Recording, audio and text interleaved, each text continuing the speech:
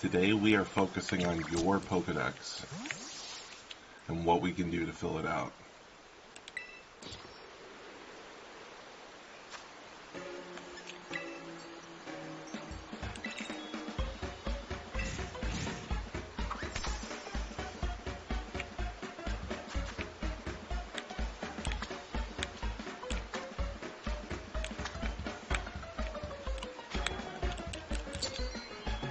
Perfect sandwich every time.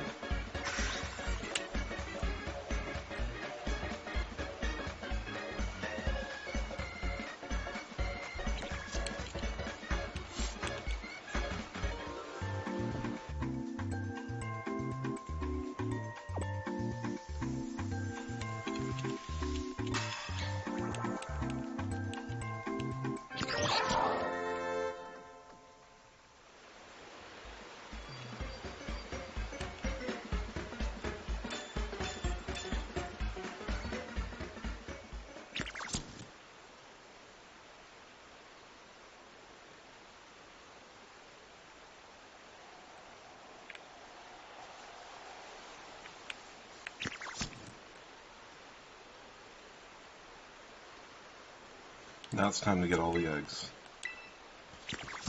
This is the fun part.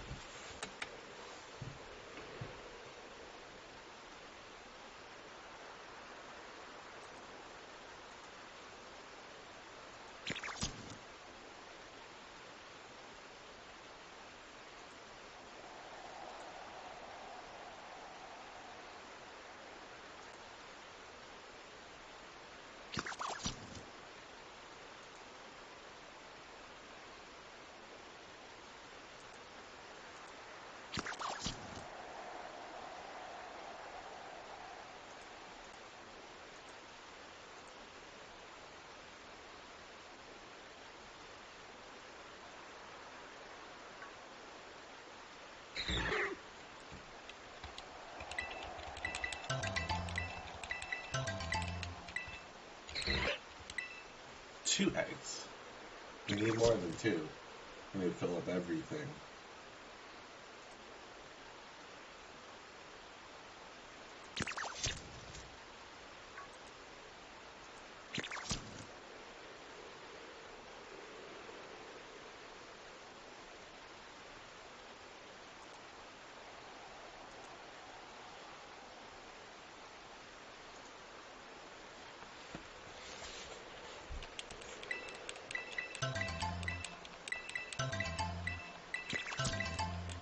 That's 5. Only 55 more eggs.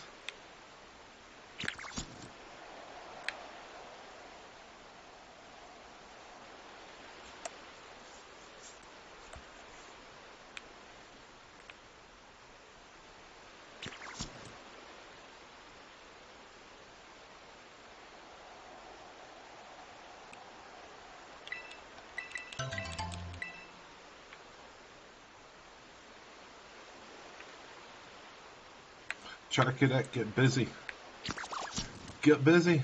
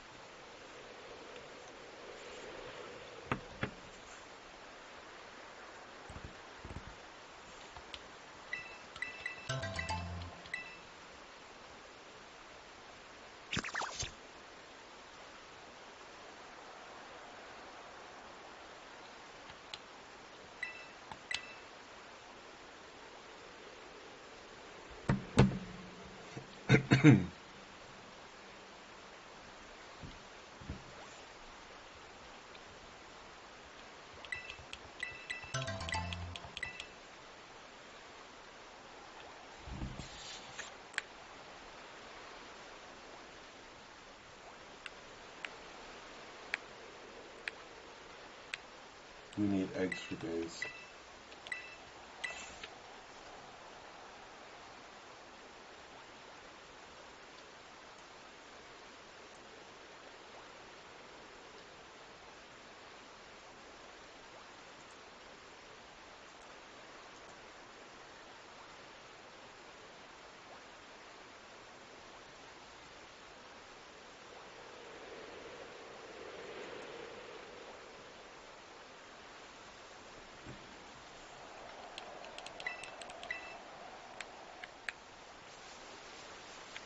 I want a shiny hunt. I want to do it.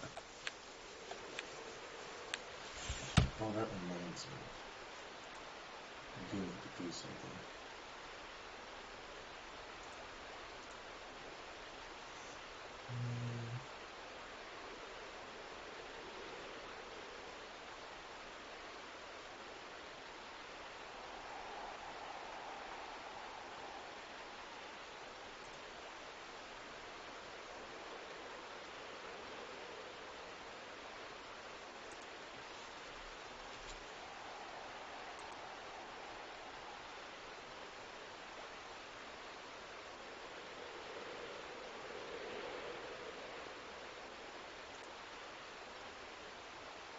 Awesome.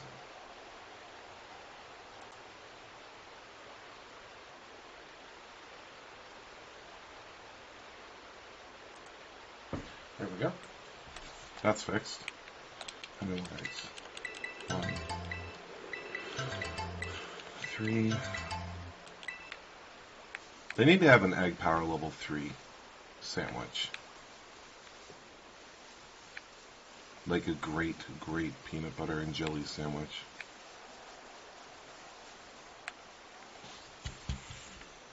I really want to know if you can get egg power level 3.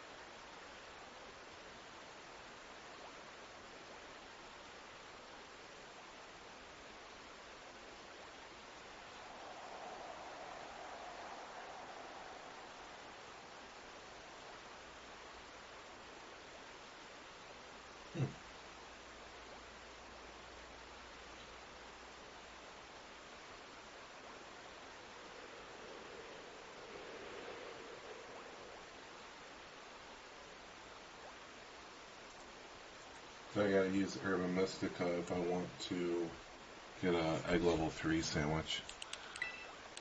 I'm not entirely sure that's worth it.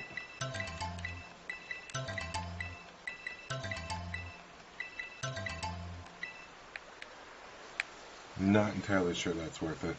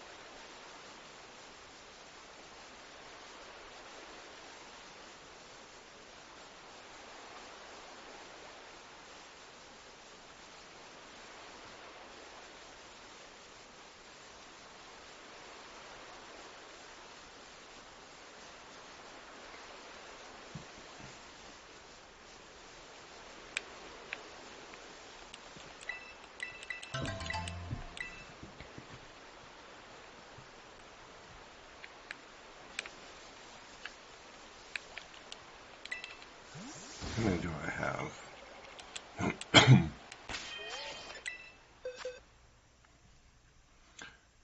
So 8 more, 38 more eggs.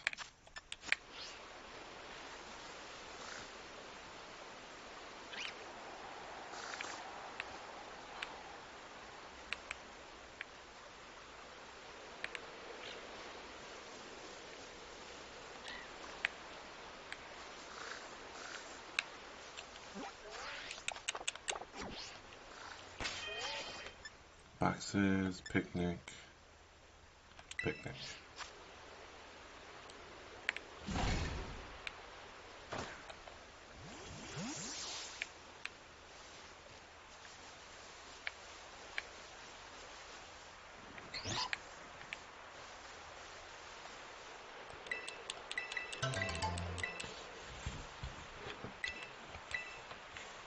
Seven more.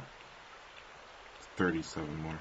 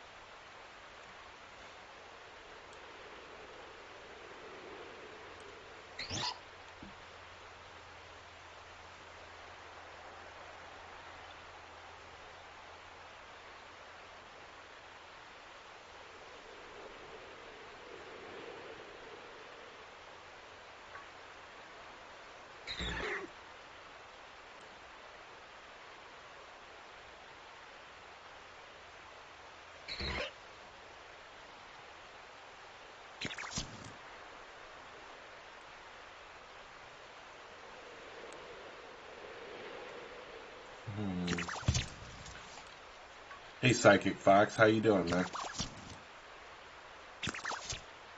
Welcome to the stream.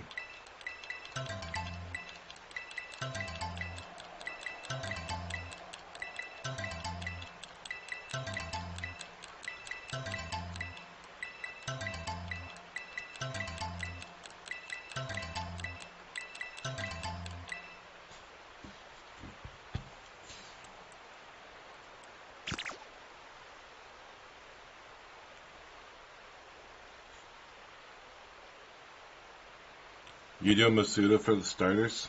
Yeah. Masuda's fun. Did you max out their IVs already? Too?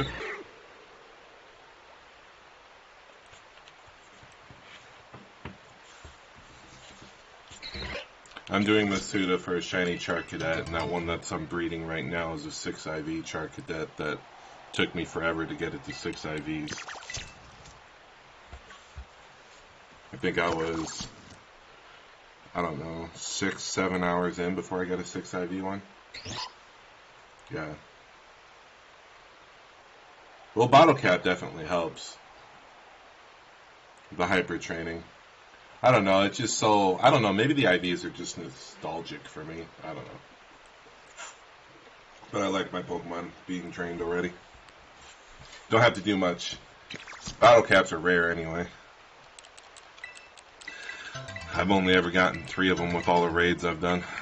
Maybe I'm just unlucky. I've hatched probably, I want to say like 400 eggs, so I'm due for the shiny on this thing. I'm just waiting for it.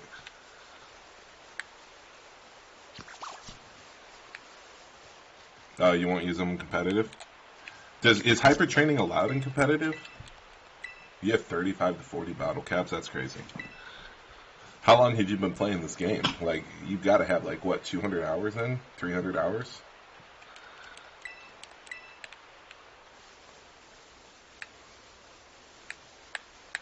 I got my second competitive Pokemon yesterday, or day before yesterday.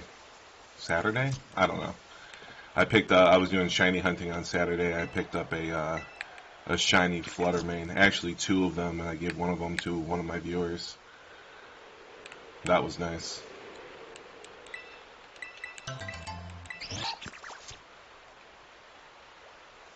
Yeah, 220 hours, that's a lot of respect right there. So I'm just unlucky because I've done so many 5 and 6 star raids, and I've gotten like 4 herbs total. I think I'm just unlucky.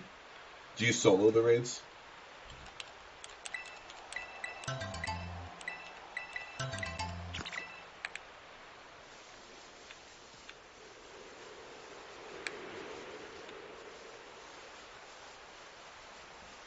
Waiting by this picnic table for your eggs to fill up 2 boxes of eggs takes forever.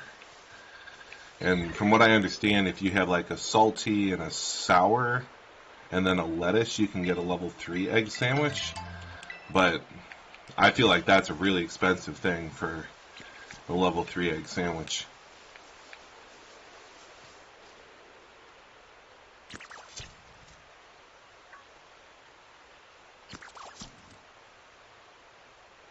Okay, so explain that logic to me. You keep day resetting until it's a type you can beat? No, I don't think so either.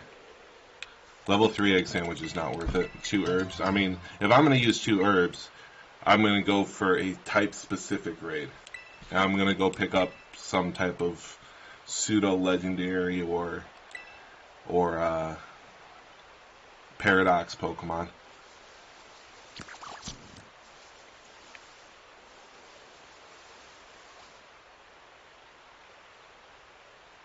Oh, so you just keep advancing through the days.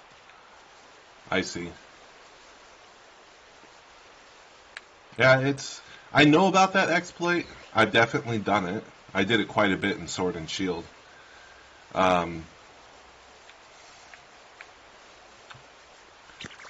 Does it care if you go forward a day or backwards a day, and it'll just reset it every single time, or do you only get 1 per day?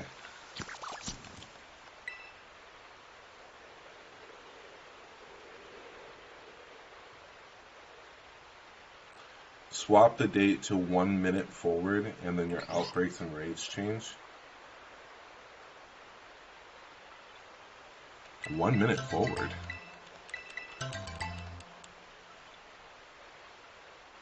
What? You're crazy. You're lying, man. I thought you had to go full day forward. I didn't know you could just do 1 minute. Huh. I always thought it was a day. That's awesome.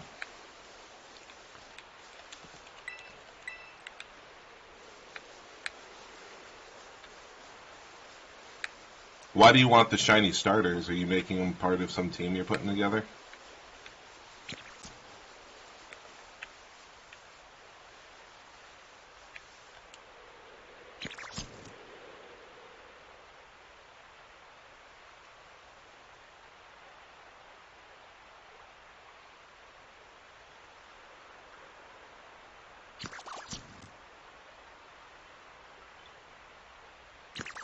You're doing a shiny living dex. Wow, that's impressive. So because you're doing a shiny living dex, you have to get them all yourself, right?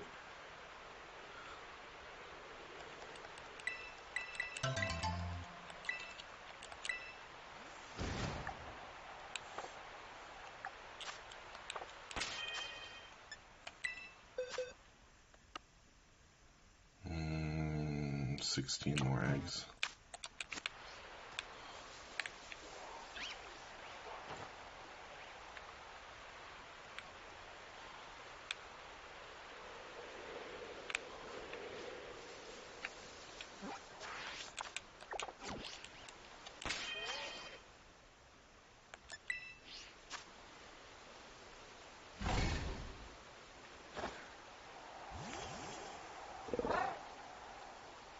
Yeah, that's a big time commitment right there.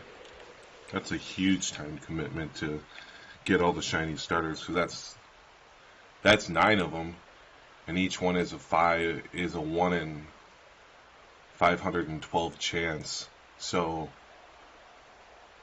I mean, realistically, if you're right at odds, what is that going to take you? Like 40 hours? No, 60 hours to do ish. The odds aren't 392. Oh, 392 as in your shiny dex. You have 120 shiny Pokemon so far. What are you doing about the... I see that the legendaries aren't obviously included in there because they're shiny locked. Are you ever trying to get through those? Spirit Tomb has to be done through eggs? I didn't even realize you could breed Spirit Tomb. I thought it was breeding locked like the Paradox Pokemon.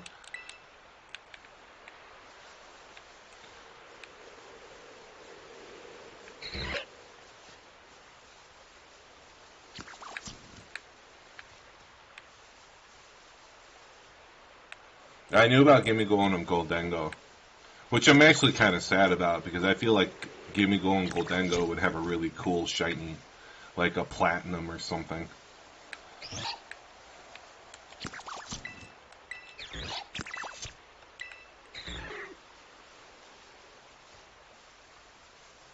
Okay. Can you imagine that shiny hunt if you had to do Spirit Tomb without breeding, and it only spawns in one of two places or one of 3 places, and having to visit each one of those in advance a day, then visit each one of them in advance a day? It would take forever.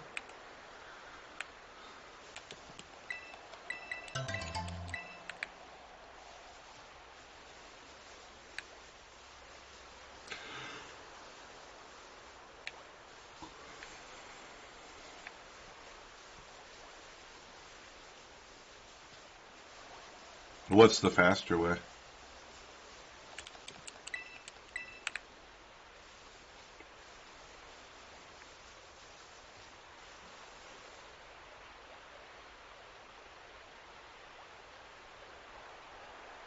The spawns are full odds?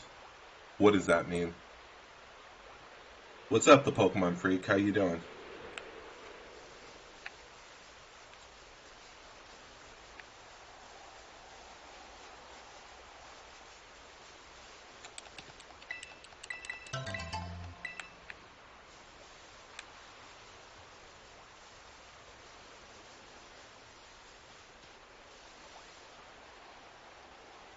You saw a YouTuber calculate it that it would be faster to beat Legends Arceus than do a Spirit Tomb outbreak and get a wild Spirit Tomb in Scarlet and Violet. That's crazy.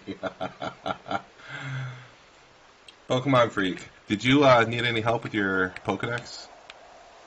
Thank you for jumping into the stream.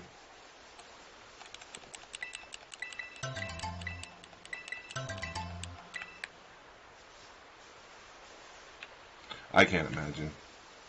Well, can't you just do...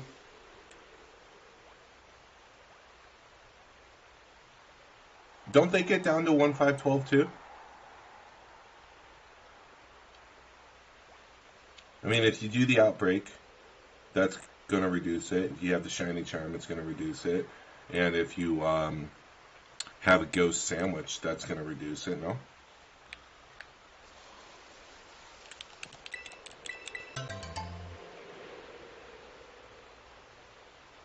Huh.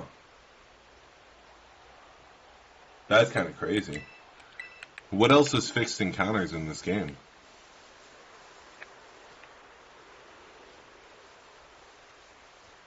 I see.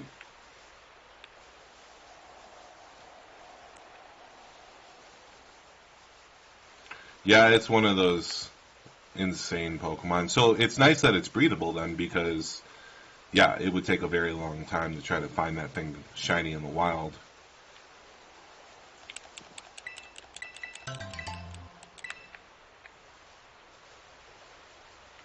Really? So they fixed that from Pokemon Sword and Shield, because in Pokemon Sword and Shield, you could just advance a day and go to a specific max raid battle over and over and over, and eventually you'd run into a shiny, save your game, and then reset the shiny. Like, it was definitely an exploit, and so they probably have definitely fixed that now.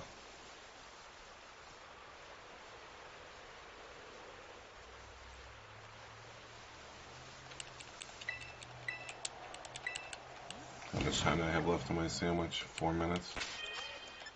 How many more eggs? I still need 9.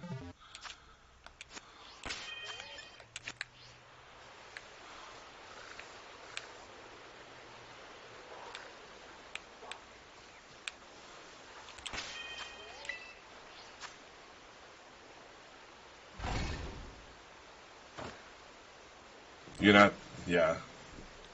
I'm pretty deep into this shiny Charcadet thing, and I'm still waiting.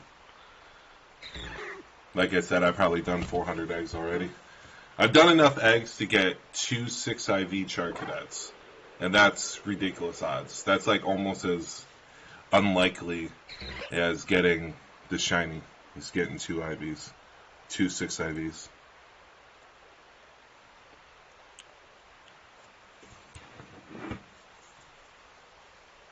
Did you?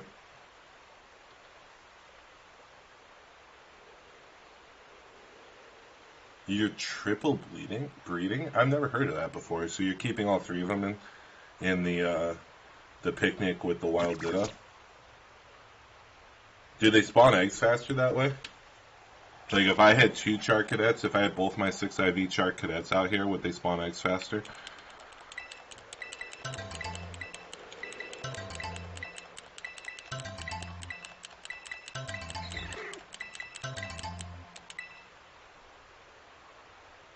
Three foreign Dittos?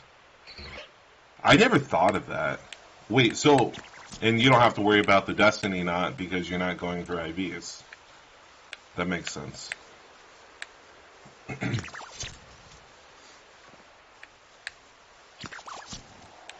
Okay. I'll remember that.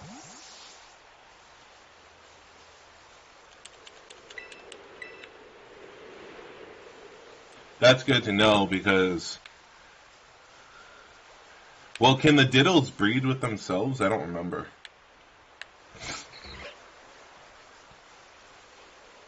Or can you only find shiny Dittos in the wild?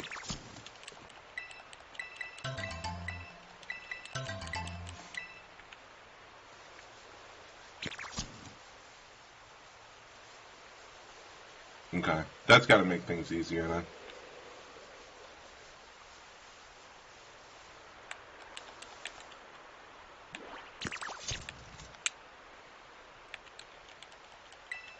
Can you imagine if Dittos could breed with themselves, the massive amount of Ditto eggs you would have? You'd be like hoping and praying for your starter, and then out pops a Ditto. It's just to top it off, the Ditto's shiny.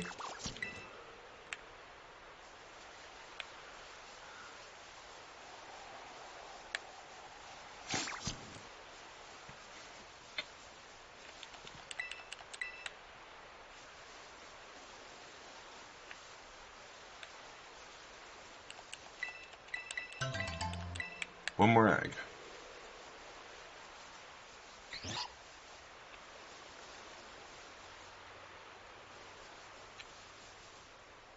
You'd have to try to get foreign starters? Yeah, wouldn't that be a bitch?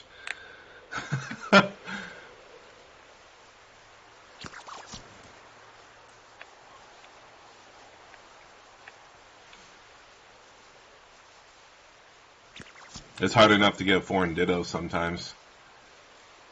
I'll have like a 4 IV in the 4448 4448 channel link code, and somebody will like start a trade with me. They'll look at my Ditto and be like, "Nope, your 4IV one's not good enough," and then we'll just end the trade. I'm like, "What? Really?"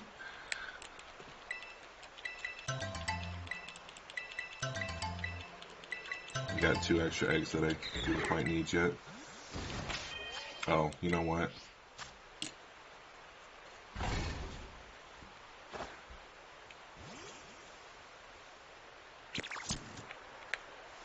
Yeah, but it only works one way, right?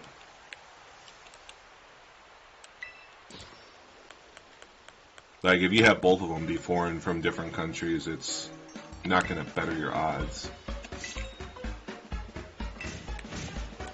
They just need to be from different countries.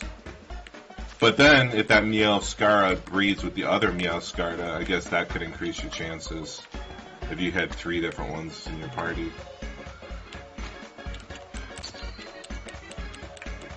So if you had a foreign Meowscarada, 3 foreign Dittos, and then 2 female Meowscardas that weren't foreign, then you'd be set. Yeah, I know. But it would be nice if, like, you were from, say, the English region, and you picked up a Meowscarada from Japan, and then you were breeding it with a Chinese Ditto, and then suddenly your odds were like 1 in 312 instead.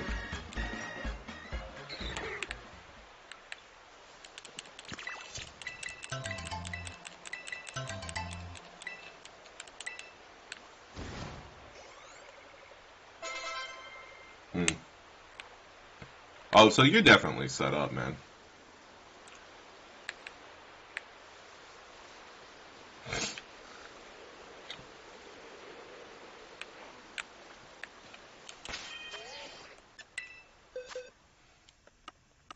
I have 4 extra eggs I don't need. I have to move those.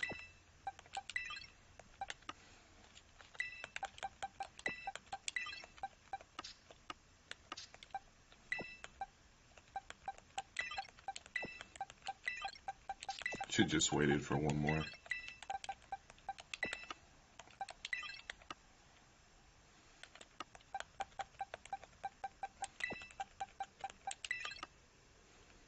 Okay, this should be good.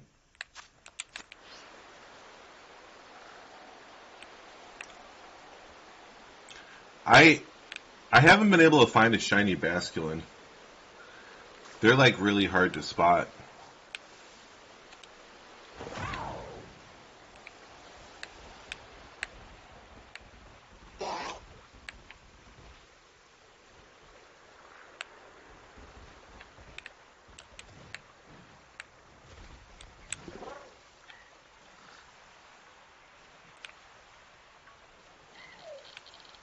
Hey, thanks for the follow, man. I'm really trying to build this channel into something pretty big. So anytime someone follows, that's really great. Thank you.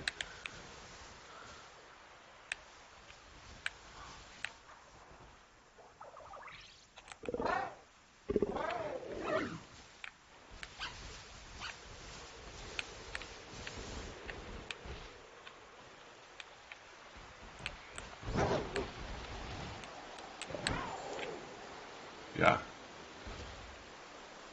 So what do you do to find it? If it's impossible to see, because it's like, I think it's slightly lighter than the regular Basculins. And it doesn't help that they have 2 different palettes at all.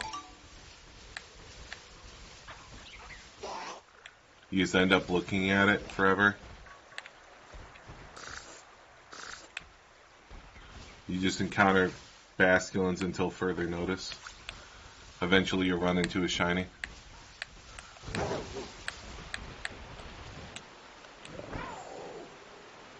Oh, that's not a bad idea. Yeah, because your auto battle doesn't fight a Basculin that's shiny. That makes perfect sense.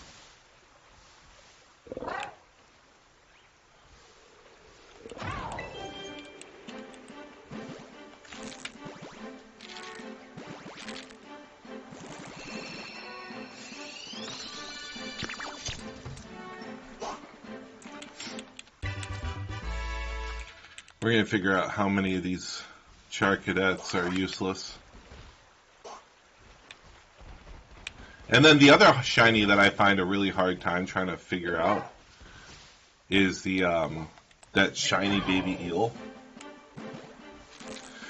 Because it's just like a little sliver in the water, and how do you tell a palette change on that thing? It's like impossible.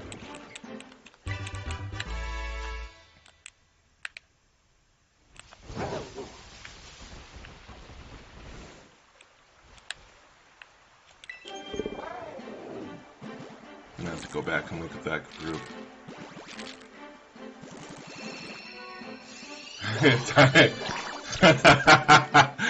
I don't blame you. It's gonna be bad. I haven't decided if I want to do a shiny living dex. I've thought about it. And then these little goats, one of my viewers told me I missed a shiny on one of them because I guess one of them is just lighter. So I've been very carefully looking at them every single time they spawn.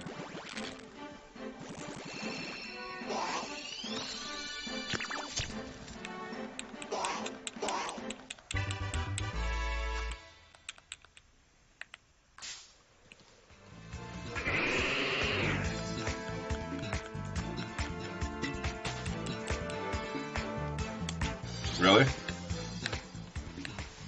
See, I thought they told me it was just slightly lighter. And, I don't know. It's like Tauros, which is slightly darker. You've gotten 3 of them. So is it a color palette change on those, or is it just a difference in shade?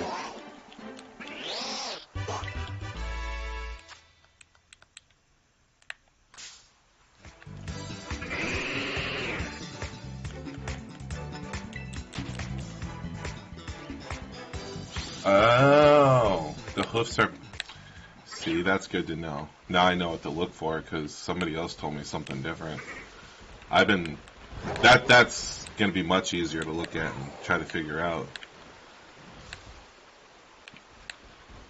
I'm looking for a shiny Magikarp, too. Alright, let's see how worthless these things are.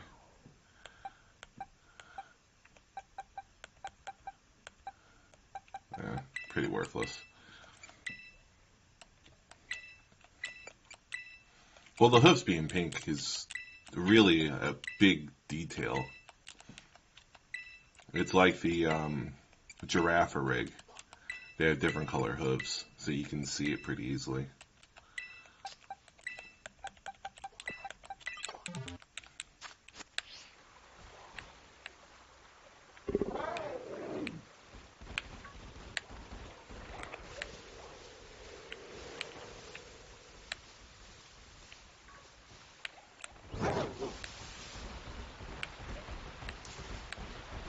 I'm actually surprised I haven't found a shiny Dratini yet. That one's not that difficult.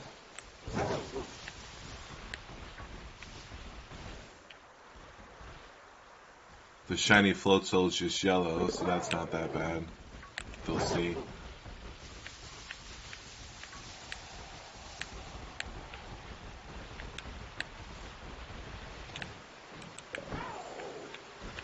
So I found that this little circle on the map here is amazing. Right east of Alfornada. You just go in a circle and jump over the crack. And you can encounter all the shinies in this area, which really don't chase you down all that much. Plus, you just run in a circle, and things don't really bother you when you're breeding. So I've encountered a bunch of different shinies here. I think on Saturday, the last shiny I picked up here was a shiny Flareon. That was nice.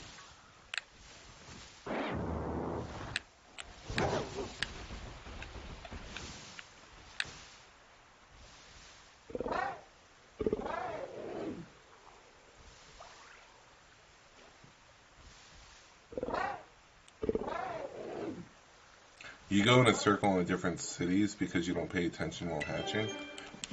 Well, you see, I look at it as knocking out 2 birds with 1 stone.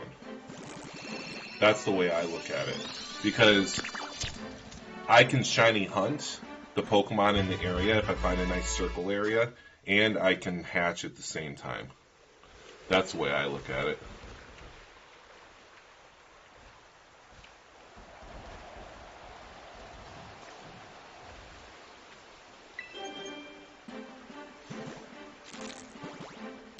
You don't pay attention when you're hatching, you just wait for the sound, the shiny sound.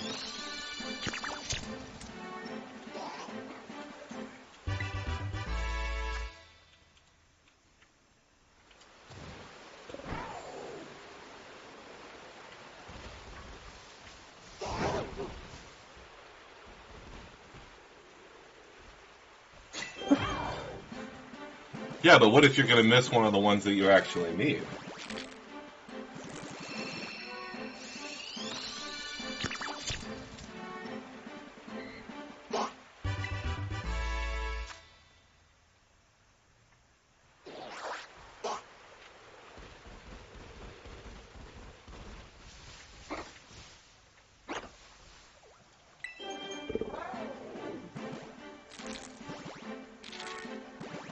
Ah.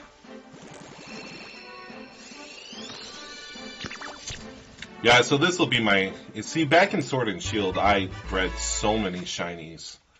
But I haven't had much luck here yet with the ones in Scarlet and Violet.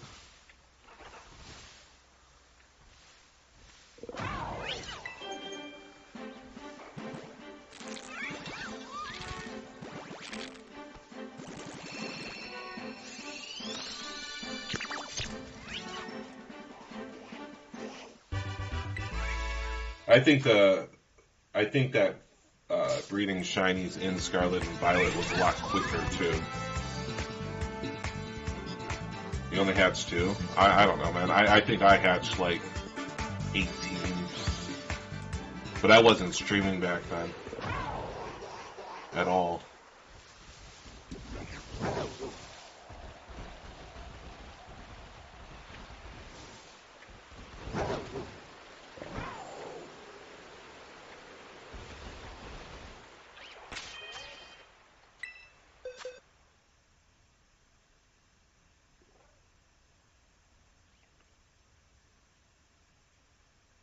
A Rockruff with a Masuda, which took you 1,500 eggs? Dear Lord.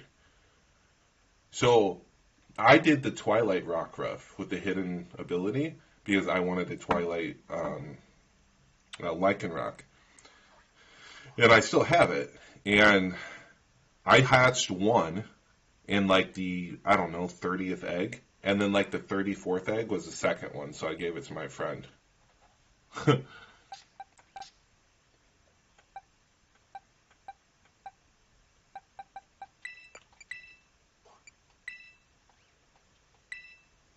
Oh, nice. I don't remember why I wanted the Twilight one. I think it was because I was trying to make it... I was going for like the best competitive Pokemon, I think, and from what I had read, the Twilight one with the On Temple ability was the best.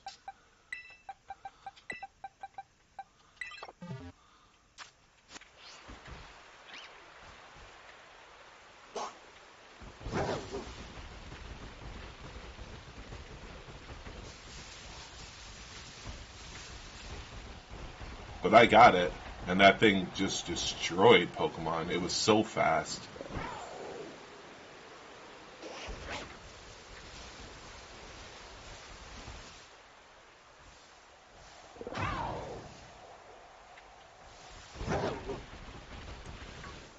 Now, you can't just bring your shiny Lycanroc from Sword and Shield into your Pokemon Home when they release Pokemon Home for this game. It won't. That's kind of against the rules for your living decks, your shiny living decks.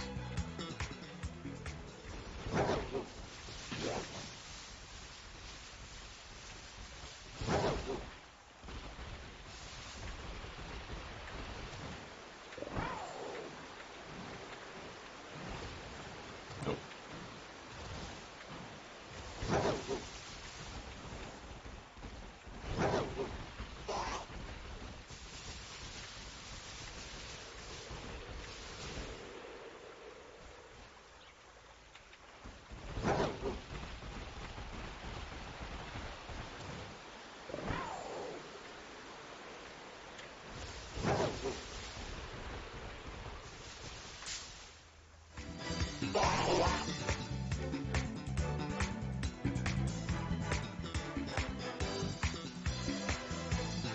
Hmm. 5 minutes at a time? That seems like it's a little ridiculous.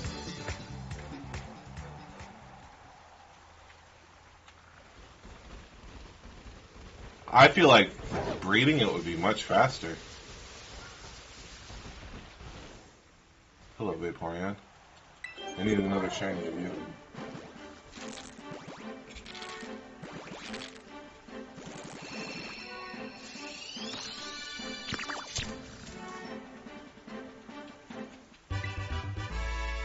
When the sun is setting. Oh. Oh, I see.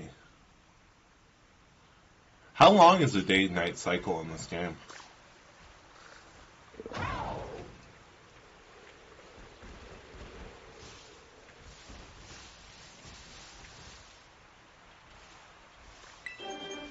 You think so? I don't know. I feel like only being able to do it for 5 minutes. Unless you can just, okay. Sunset is 5 minutes, night is 30.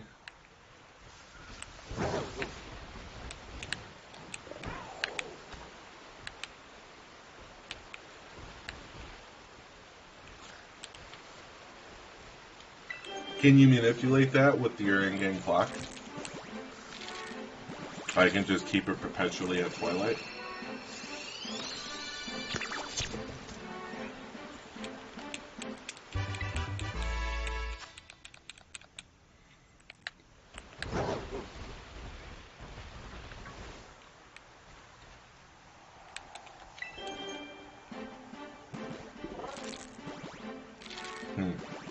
Well, I guess it might be a little bit easier then.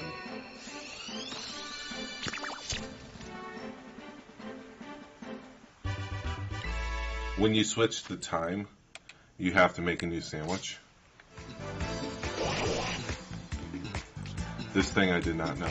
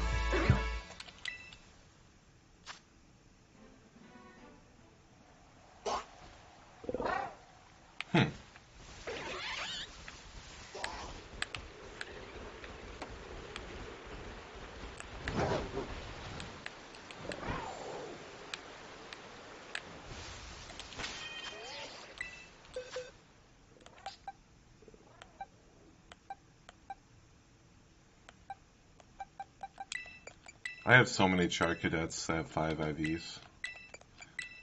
Like, they're just not valuable to me anymore. Like, maybe they're like... I would trade, just wonder trade these things. The 5 IV Char Cadets. Just wonder trade them. Somebody lined up with a level 1 5 IV Char Cadet, and they'll be like their buddy through the whole game. They can figure out how to evolve it.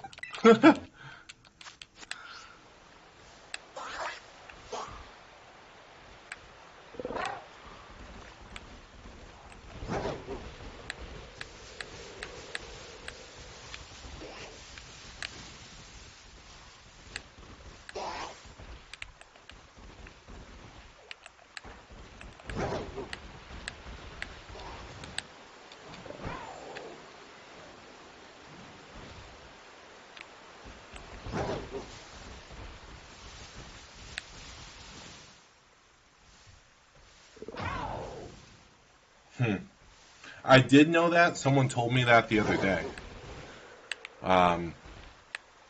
It's a really good trick. I actually like knowing about that.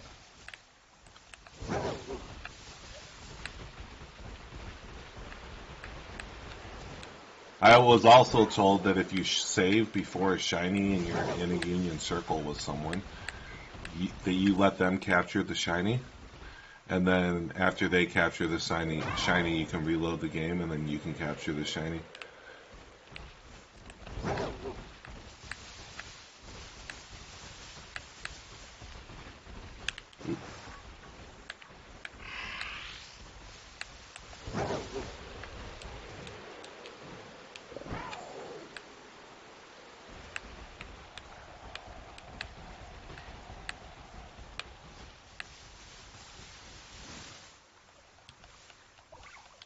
Yeah.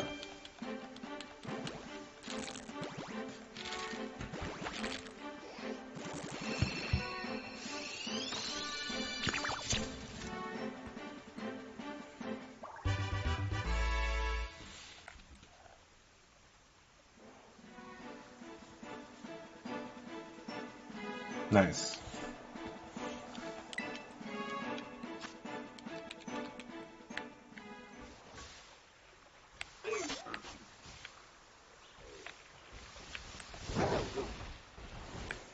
I almost walked past that shiny Flareon the other day, because the Flareon's another one of those ones that's a subtle difference, and they only spawn one at a time, so you don't have a real anything to compare it to.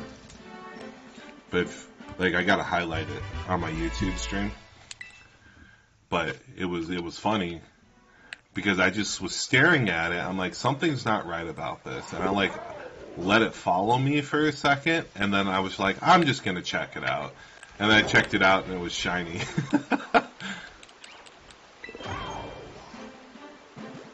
Yeah. So you could just...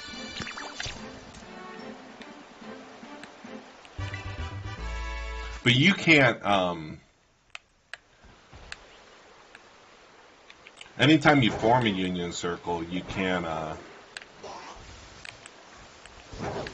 form a new one, because if you form a new union circle, then you get teleported to a random location, so you can't just give a shiny to everyone in the world. So they thought about that.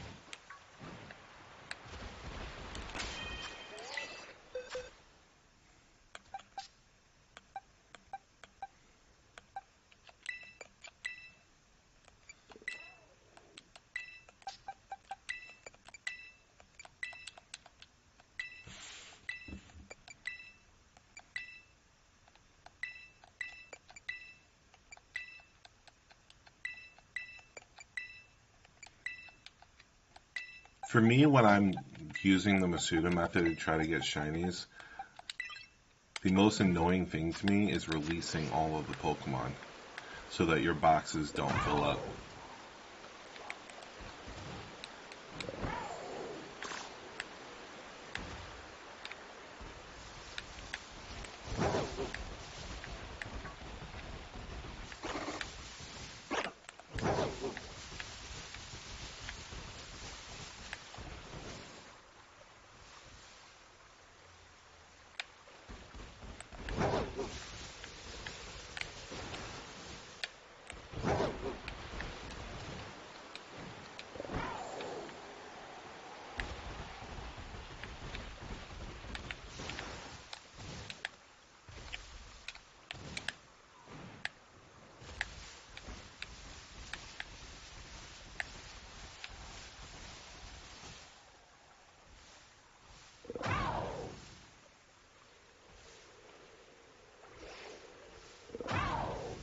If you save before making the eggs, you can make them, then hatch them. If there's no shiny, restart the game. Huh. I didn't think about that. It's actually a really, really good idea.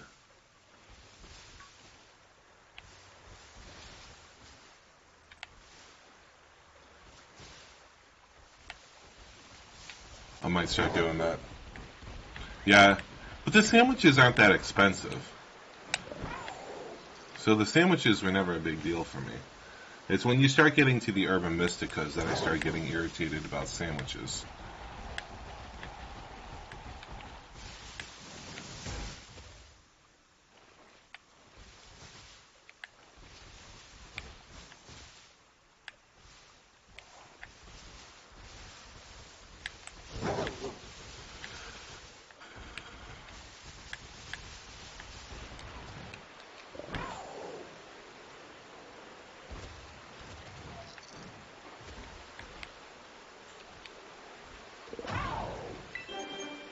It is. You're right.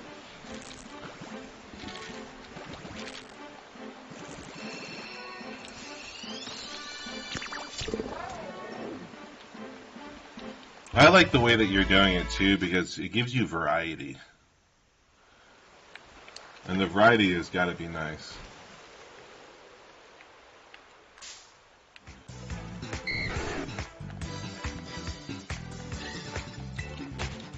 I hate Twilight because it throws all the colors of everything off.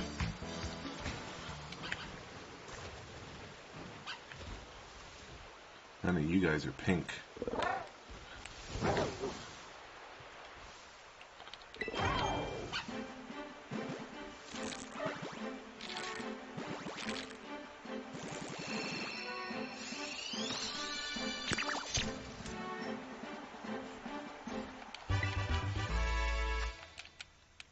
I have one viewer that comes into my stream, and he likes to tell me that I miss shinies all the time. He'll just randomly type in chat, "You missed a shiny, you ran past it." I'm like, no I didn't.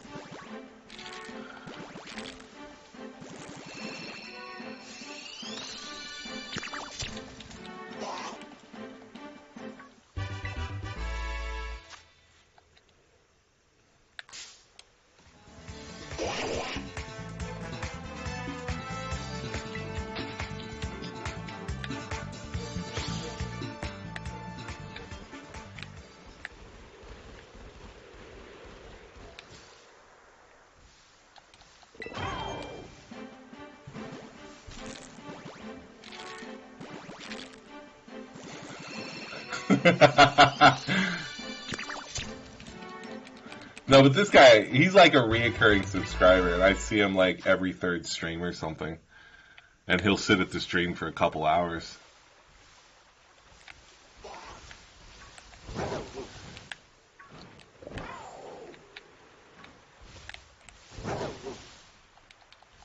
A little bit of panic, yeah. See, I've gotten smart about it too, because I know I didn't. And so I just basically tell him he's crazy.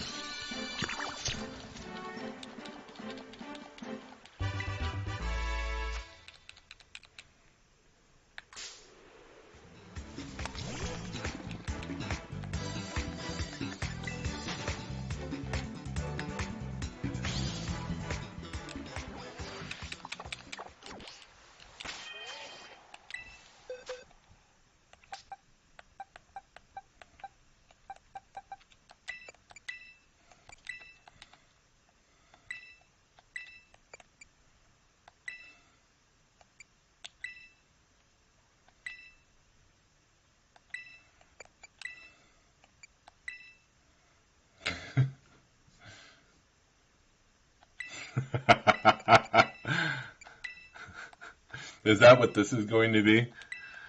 I think I'm going to unlock subs and 27 more followers. You're going to get a random gift sub from me one day. You'll be like, who is this guy? Yeah.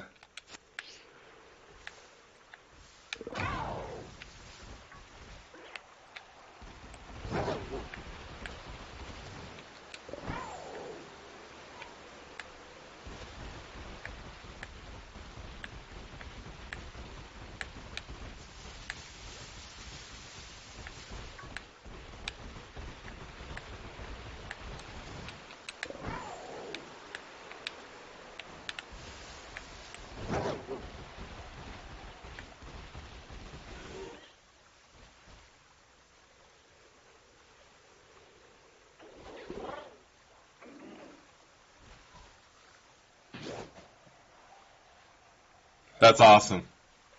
Congratulations, man.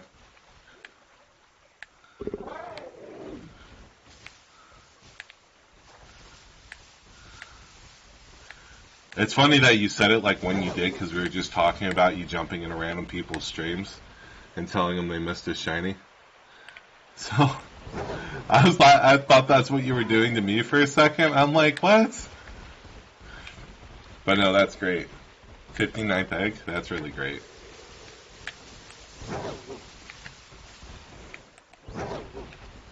Congratulations.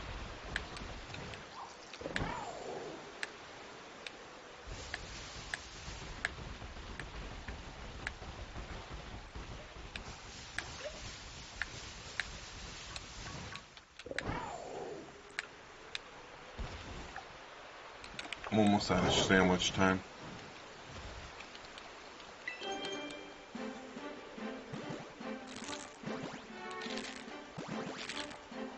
What's a shiny counter app?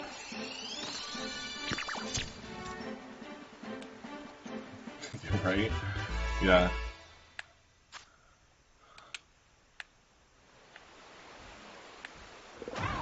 What is a shiny counter app? I'm curious. I feel like I would want that.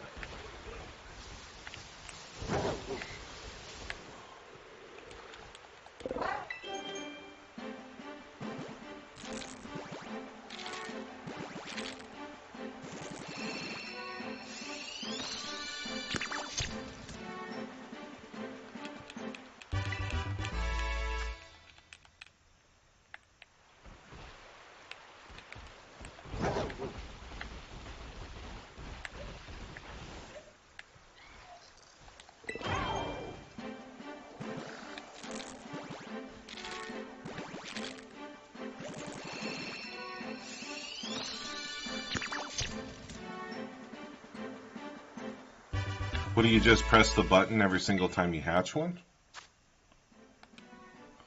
Or how does it work? How does it count them?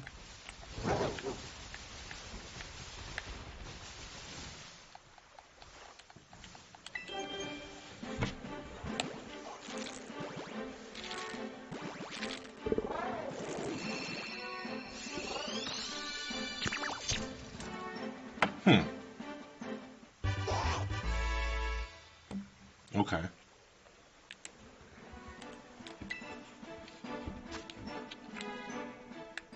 I feel like that would be useful. There's so many Pokemon spawned right now.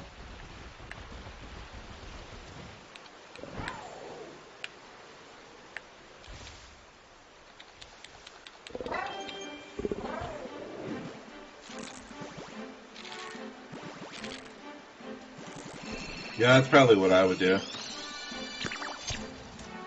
Call it Shiny Hunt.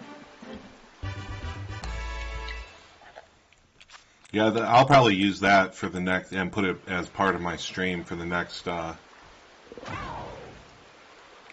shiny that I hunt for, that I try to breed, because I'm legitimately curious how many I've hatched, and I know it's in the 400s. And sometimes I get them really quick. Like I was saying earlier, and other times it takes forever. Like I was trying to get a shiny Runeragus in Sword and Shield. It literally took me 3 weeks. And I was just not happy. Like all I did for like 3 weeks straight.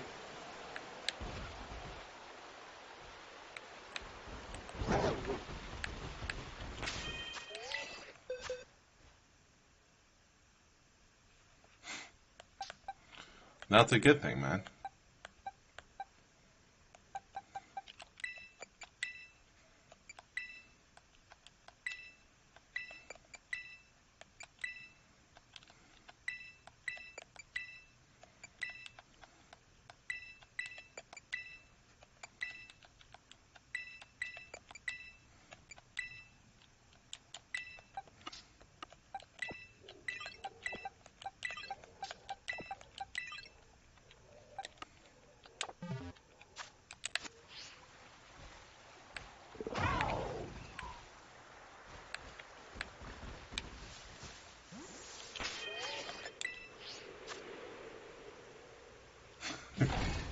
The most hyped. The hype is real.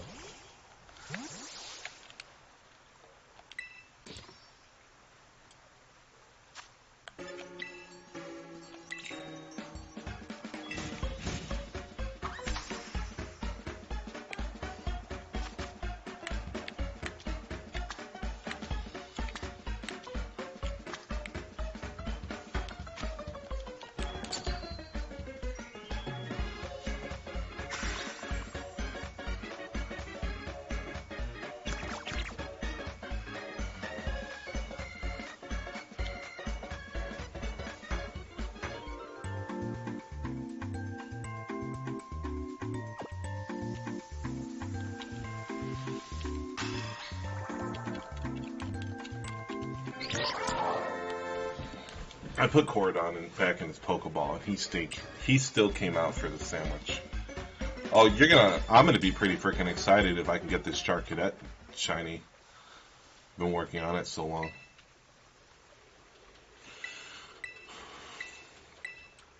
I just want one more egg.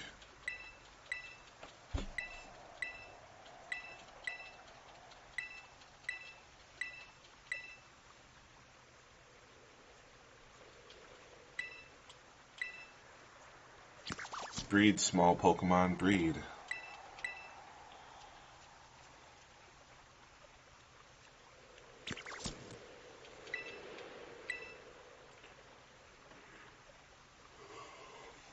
You got 2 of them now? In the same batch? Yeah, that's always really nice when you get 2 in the same batch.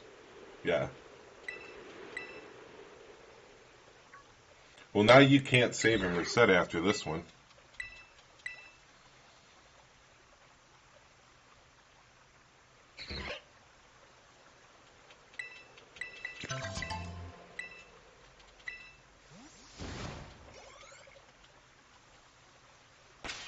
In the same party.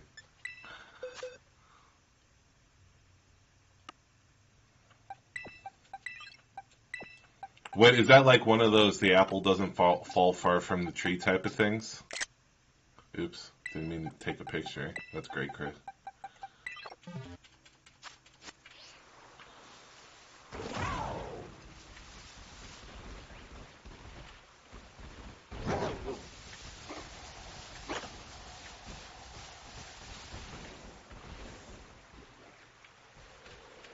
What?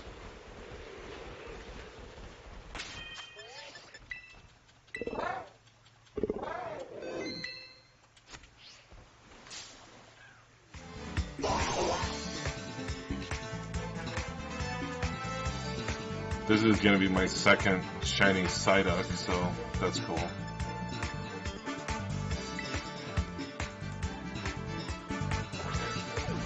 Yeah, we both got shiny ducks. This is my second one. I've already gotten one of these shinies. I want like a shiny Dratini or a shiny Altaria or Swablu. That's kind of what I want.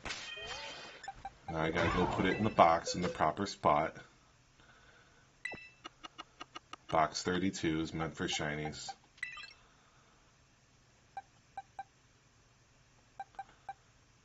It almost has... Well, this one actually has 1 IV, so that's nice.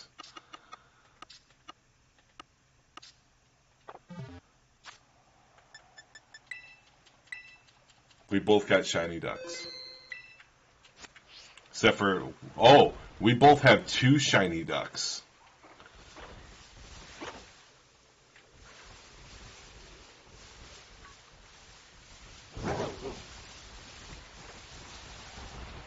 I like how subtle they just kind of walk around the overworld, and you're like, that's wrong. Let me go take care of that real quick. Because that's literally how I feel about shinies. You're like, oh yeah, that doesn't fit. And then you have to go track down the problem. But it's a good problem.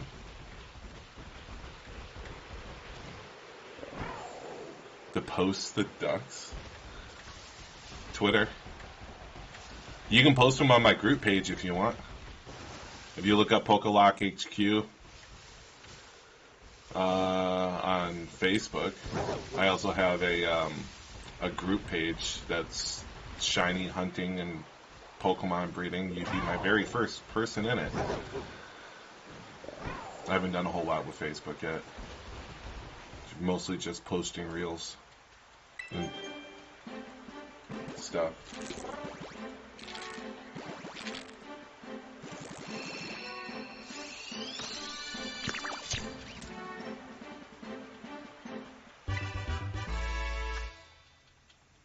People aggravate me though, because people will jump into the stream and they'll be like, "Oh yeah, I got this 6 IV shiny Pokemon," and I'm like, "No, you didn't." Like someone told me the other day that they got a 6 IV shiny Ditto, and they got it through a link trade, and I was like, "No, you didn't." Like I get that you got it, but it was not legitimate.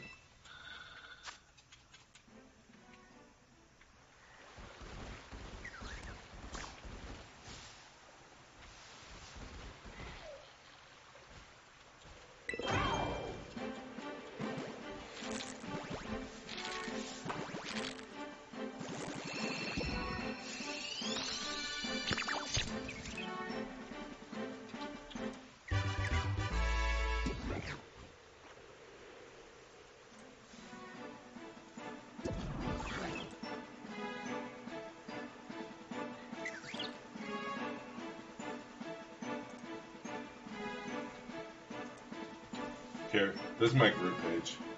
You feel free to post it in there if you want.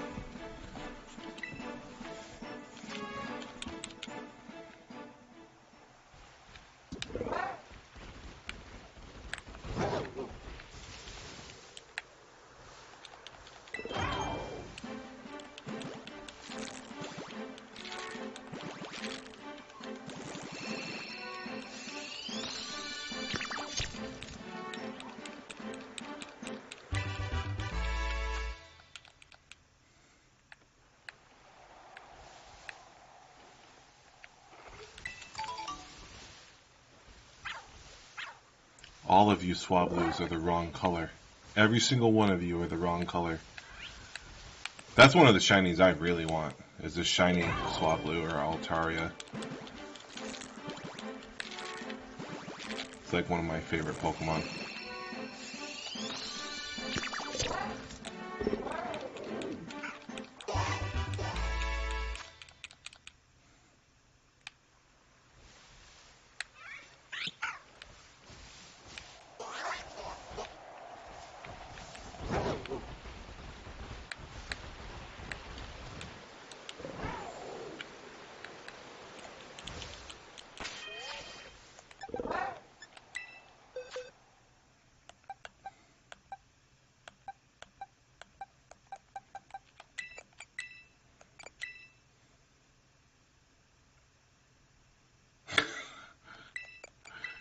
Every Discord. Is it worth having a Discord for your channel?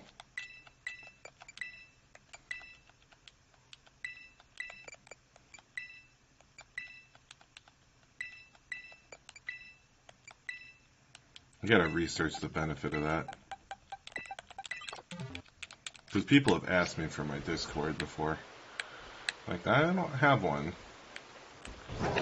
I have a Discord, I just don't have one for this channel.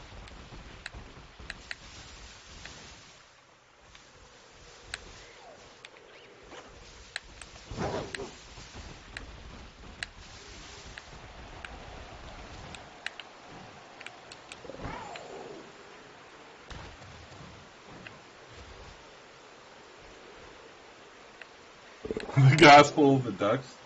What's up, Andrea? My favorite Pokemon? Alolan Vulpix and Alolan Ninetales. Those are my favorite.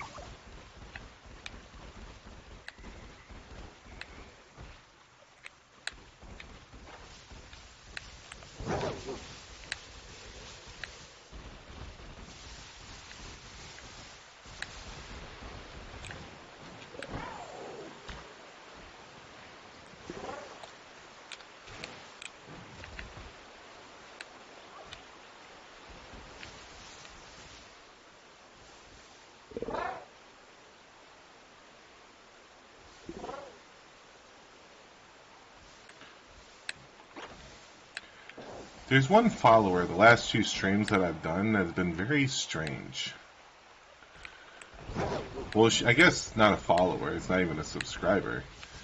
That Andrea person that I was just talking to in my YouTube chat will come in, ask a question, then retract her message, and then never respond to my answer, and then leave. And I don't get it.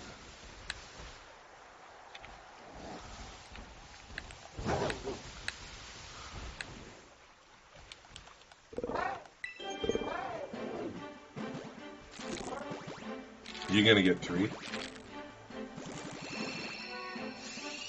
Are you gonna get 6? 6 Quackleys that are shiny? What's up, Not? How you doing? Alolan Vulpix is a class Pokemon. What does that mean?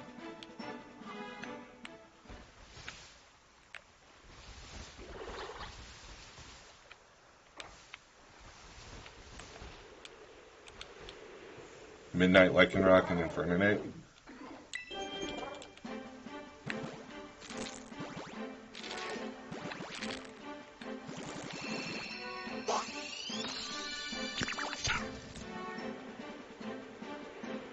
Oh, yeah, I know. I use it competitively. It's a shiny, it's a ultra shiny, or square shiny Alolan Vulpix, and it has hidden ability, snow warning on it, and then it comes onto the field and casts Aurora Veil, and then it gets switched out. And it just, if they try to set up, then I won't switch out, and I'll set up myself, because if you let an Alolan Vulpix or Alolan Ninetales set up, your team gets swept. But the thing is a glass cannon, so if something's faster than it, it's going to die.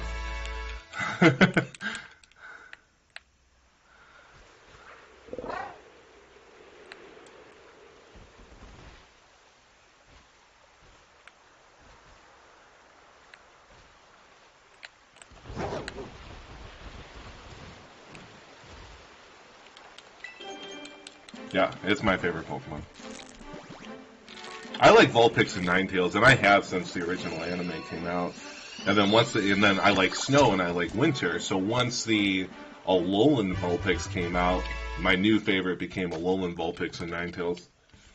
And I was just like, this is the coolest thing in the world type guy.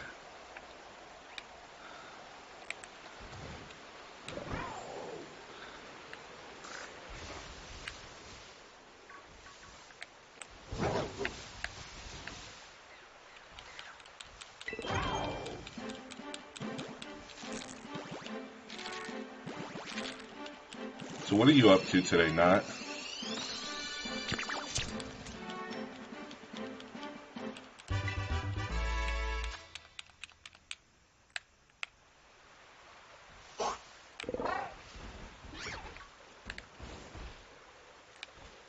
Nope.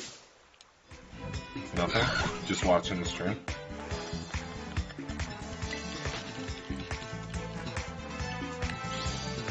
Would you believe that 120 eggs later, I still haven't gotten that Pokemon, the shiny I want, since the last time you were watching me?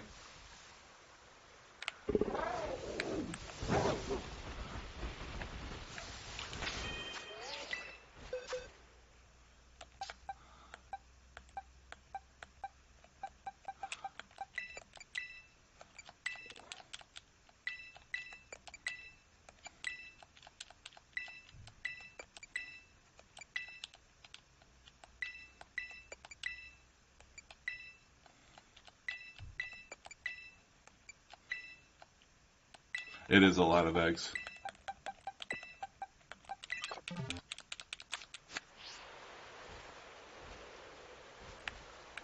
It is a lot of eggs.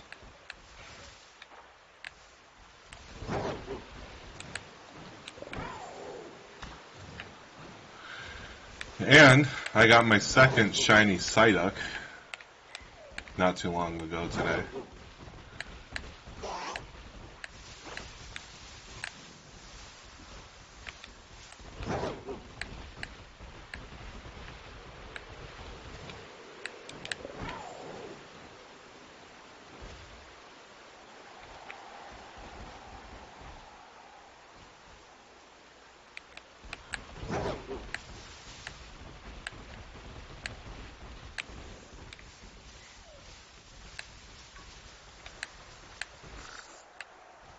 That's a lot of Pokemon.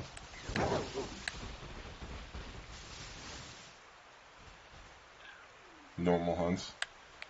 Egg hatching takes a toll on you. I got a little burnt out on it a couple days ago, and I just shiny hunted for the rest of the day. I couldn't do it anymore. Could not do it.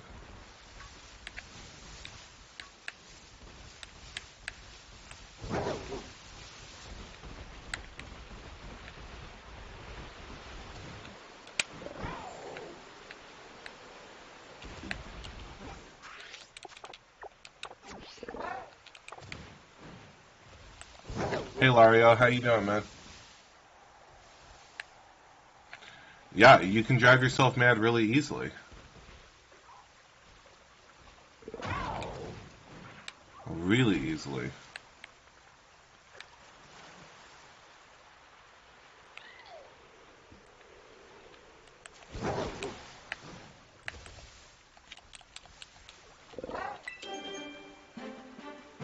How many shinies do I have now? I'll show you.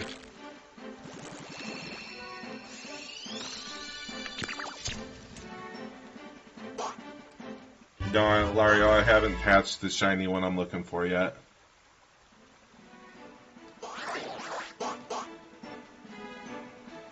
It's shiny. It doesn't even look shiny in most lighting. What does it look like? Just slightly different? Psychic?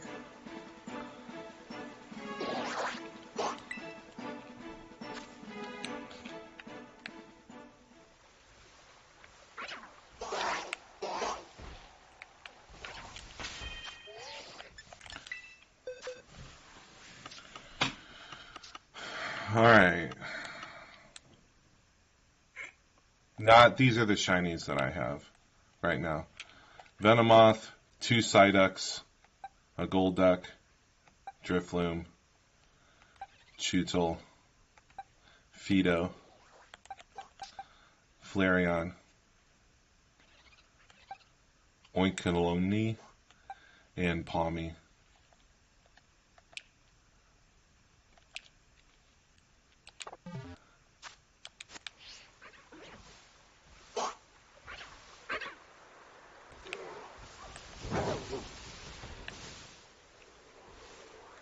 In the sun, there's a visible different blue, but in the shade's impossible. I feel like that's a lot of Pokemon. That's a lot of herbs. Nice.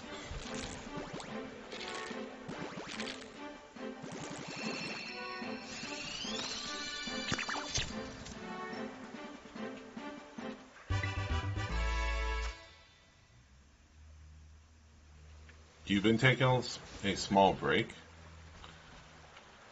I mean, it's always good to step away. You don't want to get burnt out. I had a guy that came into my stream the other day, and I had been streaming for, 5.5 hours or something like that, and he's like, oh my gosh, you've been streaming for 5.5 hours, and I was like, so? He, made it seem like it was a super big deal.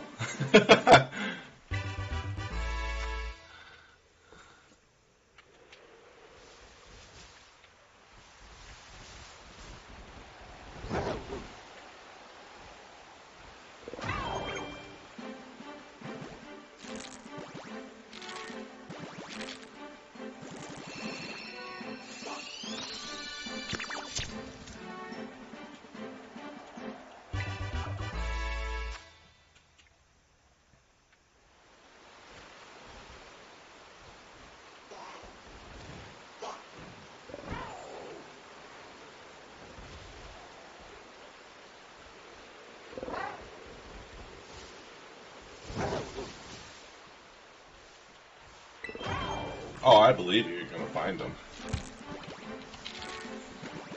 It just takes time.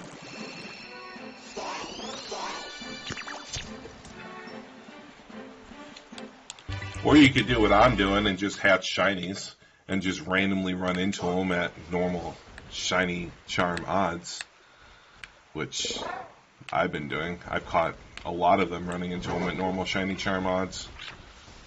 Surprising how many I've caught that way.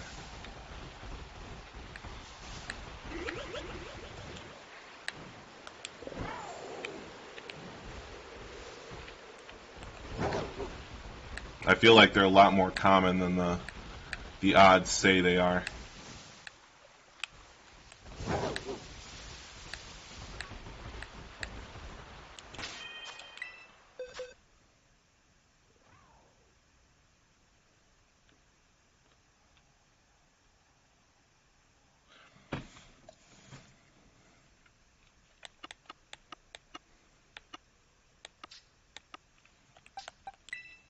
A count of your shiny decks?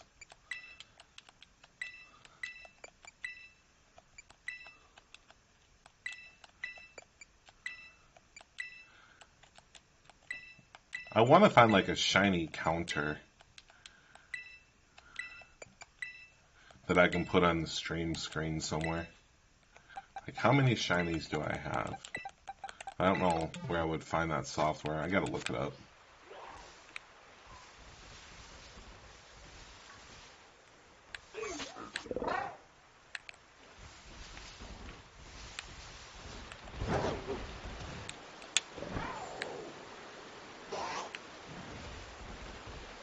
Shiny meal power?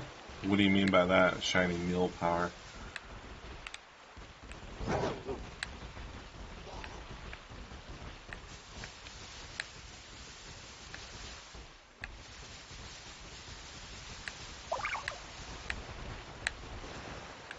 Oops.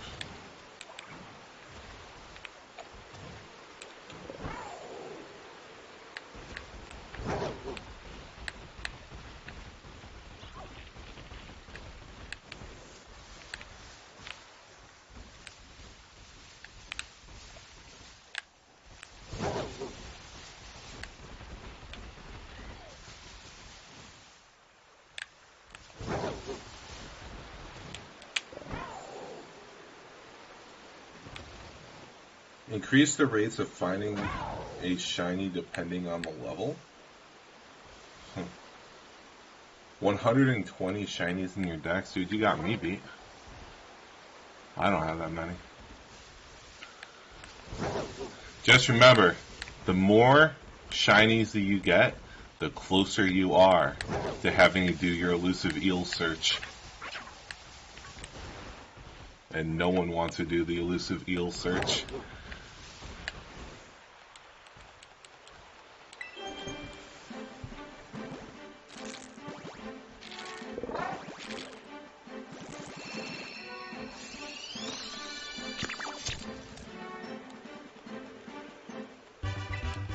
No, I think he's saying that he wants it to have increased odds based on whether it's a lower level or something. He knows about the shiny sandwiches.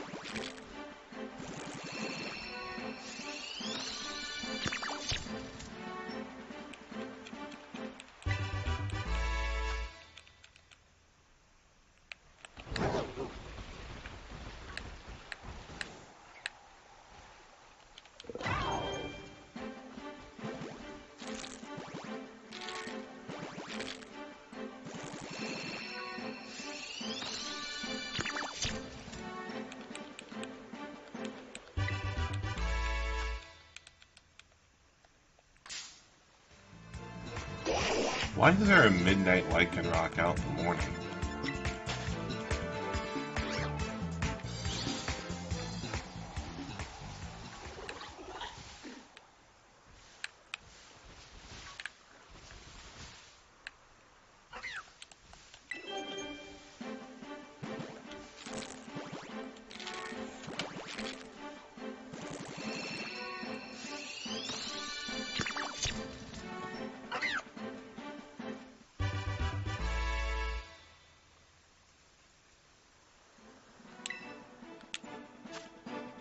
It really is.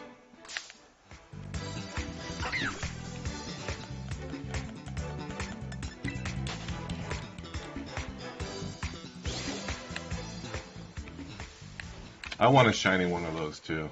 I see enough of them. I'm actually surprised I haven't encountered a shiny one. Alright, all these eggs are hatched.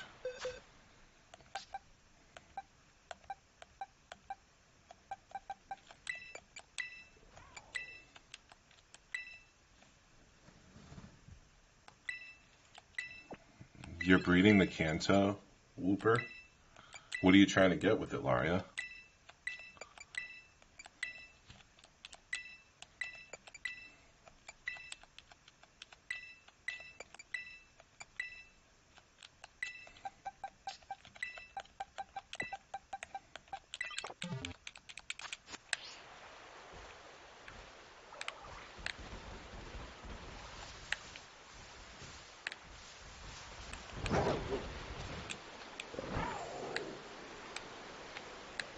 Did you get your shiny charm yet?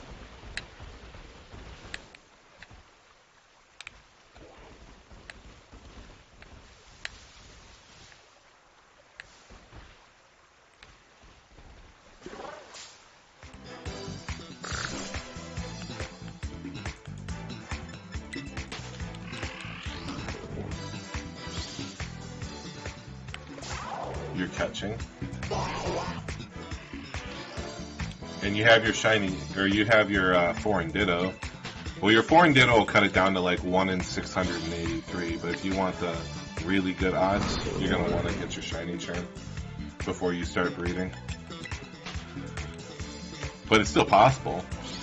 But right now, I think that breeding is the longest method for finding a shiny.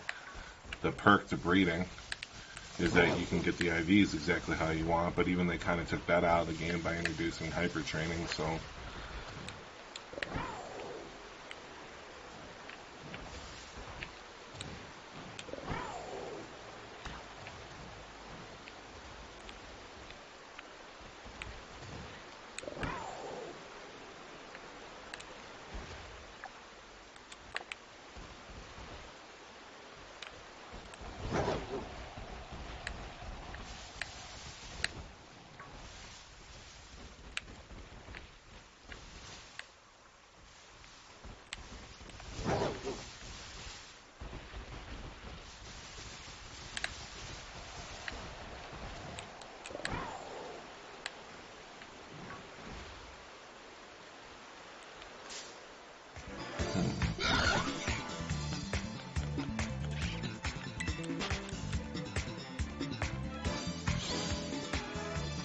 Yeah, exactly.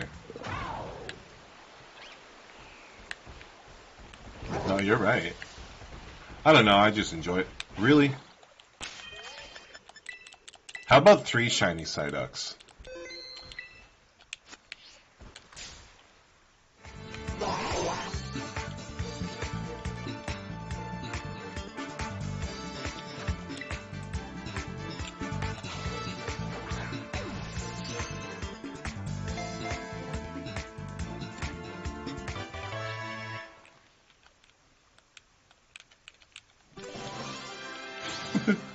It's greatly entertaining to me. Yeah, duck number 3. Why couldn't that be shiny? Nope. I didn't want to fight it. Yeah, it's my 3rd one, Laria. No joke. It's my 3rd shiny Psyduck. There are other shinies in this world that I would like to catch. Gotta put it in my shiny box. This one doesn't even have good stats. What if I end up catching like 32 shiny Psyducks? I could have a shiny Psyduck giveaway. Everyone gets a shiny Psyduck.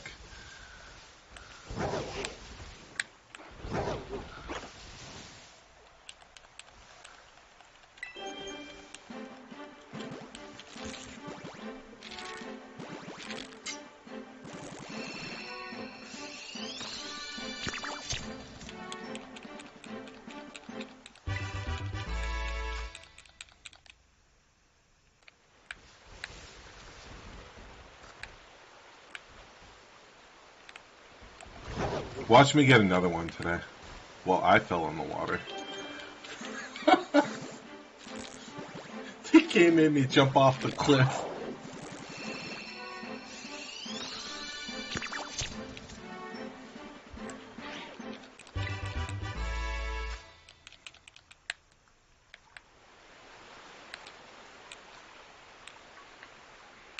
I'm like stuck down here and I don't know what to do. There we go. That's better.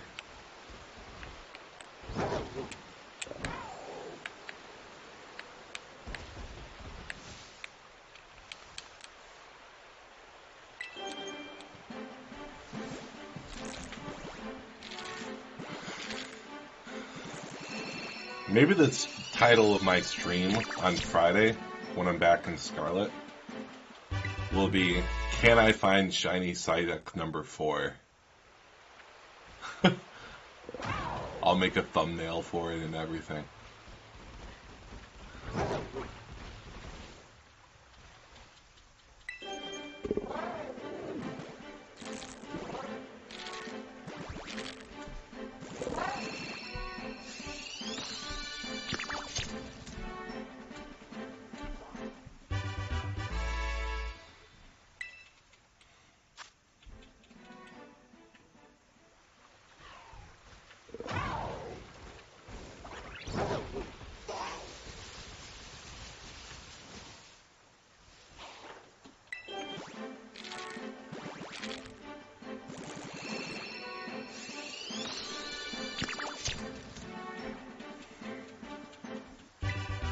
Blue Eyes is apparently rare in this game. That's why I haven't found Blue Eyes yet.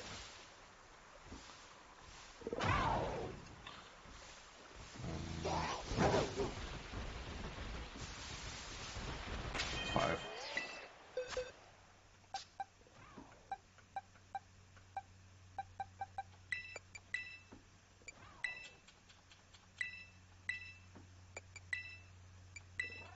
Egg? Egg what? I wish this game had a little bit of influence from Ark Survival Evolved, where you can just randomly find an egg on the ground. Like, oh, I found a random mystery egg sitting on the ground. I wonder what this is for.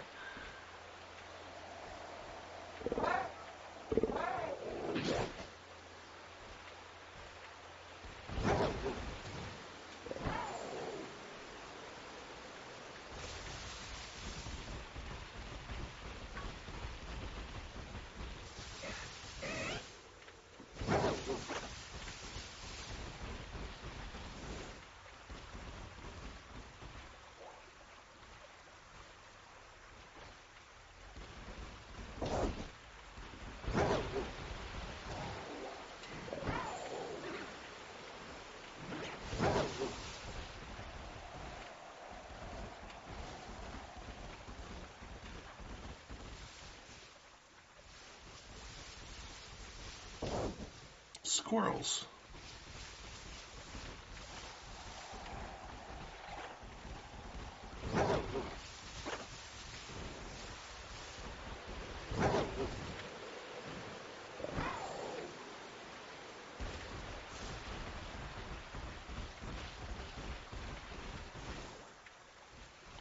It's weird because this top area where I'm running around in circles doesn't have any music. It's just air, wind.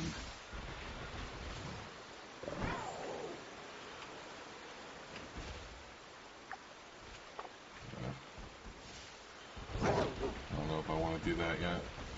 I do want to do that. First off.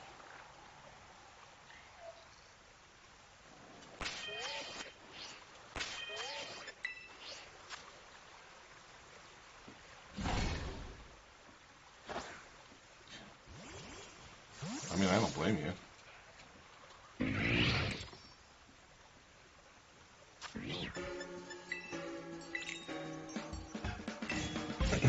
Psychic, I'm going to do that thing that you were talking about.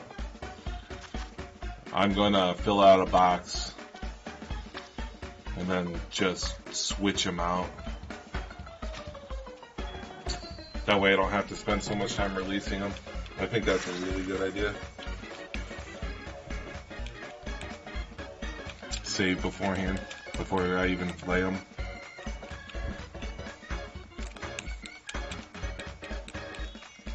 The only thing that'll mess that up is if I encounter a shiny during the batch.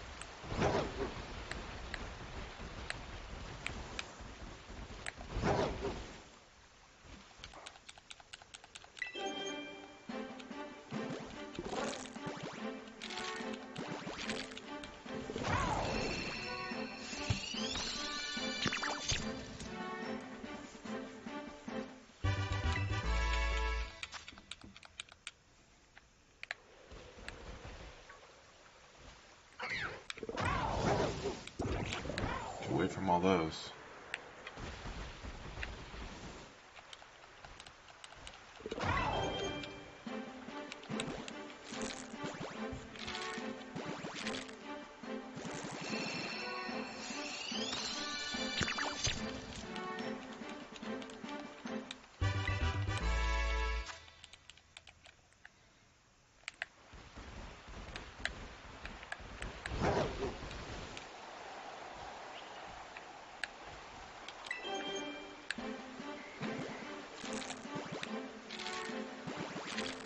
Really?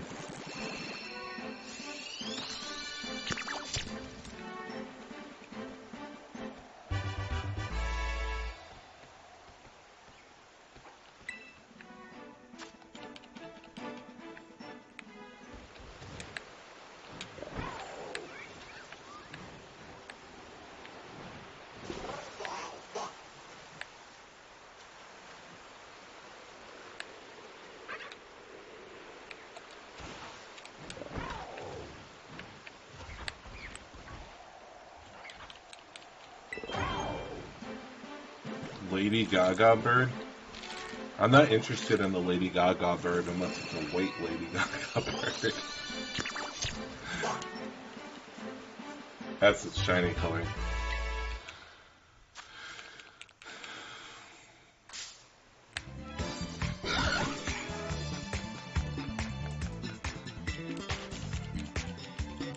We have so many fighting bird types now. I feel like they're just using the same typing we're using. They need to come up with new typing.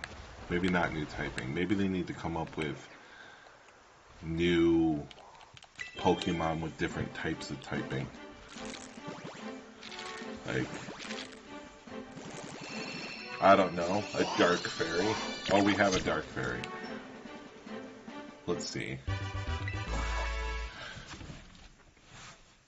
I don't know. I'll think of something.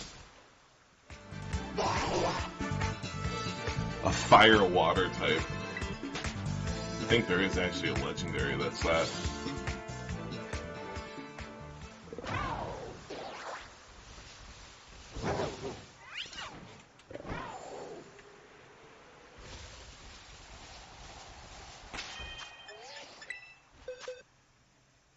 A dragon fairy? Oh yeah, for sure.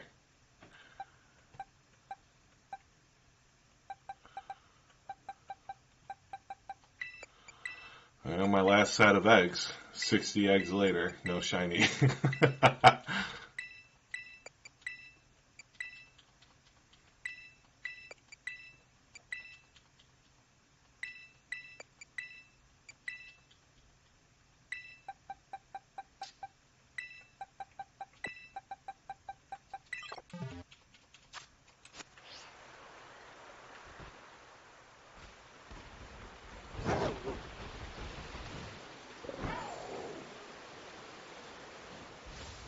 Volcanion?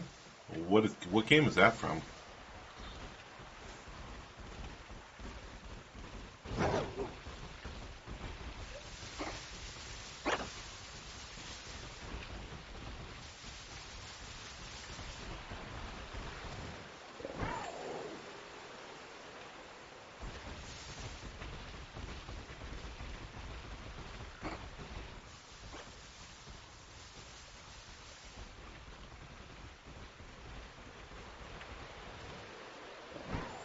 Gen 6. Which one's Gen 6? Is that black and white?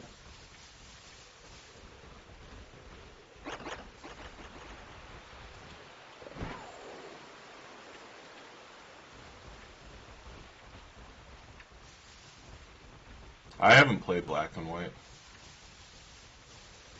So I haven't played Sun and Moon either. Oh, black and white. Oh, so Sun and Moon is Gen 6 then? Oh, it's X and Y. Okay. I played X and Y. I don't remember that Pokemon in there. Fighting Metal type? I could see that, Laria. A Dragon Fairy.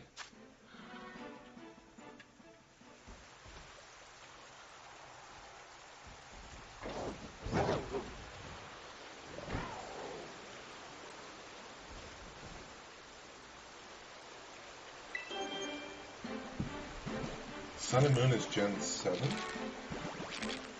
And then Gen 8 is Sword and Shield. Gen 9 is... Well, okay. So they... Like, after Sun and Moon, they're like, I'm just going to up the graphics.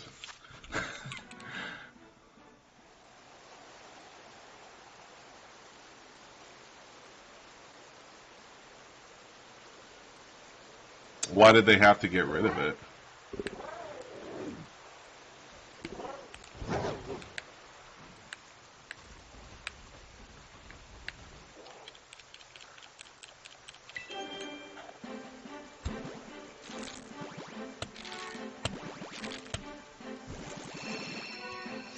Oh, Mega Altaria was a Dragon Fairy? Okay. I like Altaria.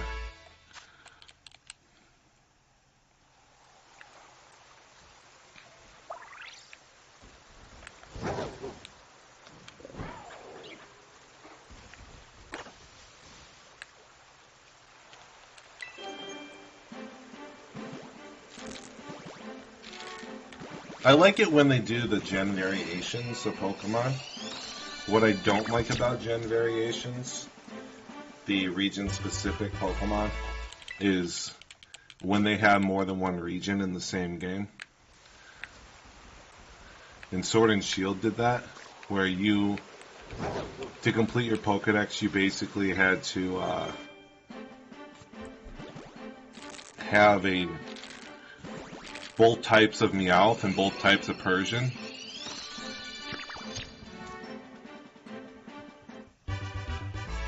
Yeah. Dunsparce. Or, like, can you imagine, like, if you got the 3-segment Dunsparce and it would be a dragon type instead?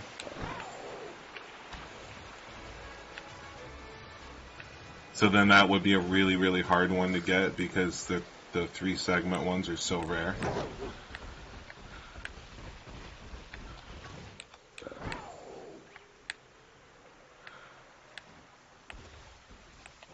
I think it's time to... You're not yellow. Why aren't you yellow?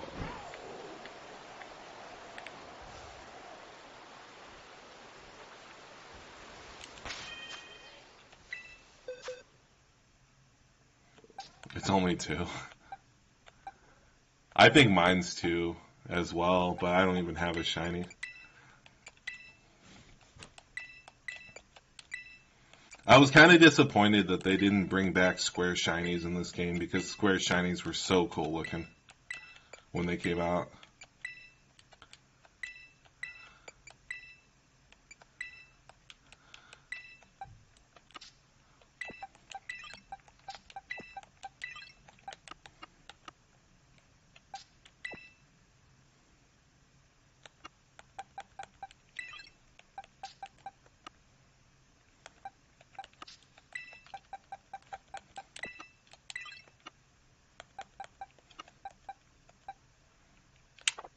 I think I'm going to do 3 boxes of eggs this time before I reset.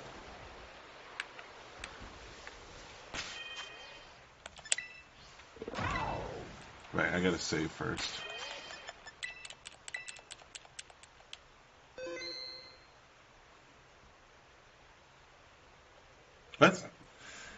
There's Dun Sparse raids, or there's Dun Sparse raids. They're not that bad.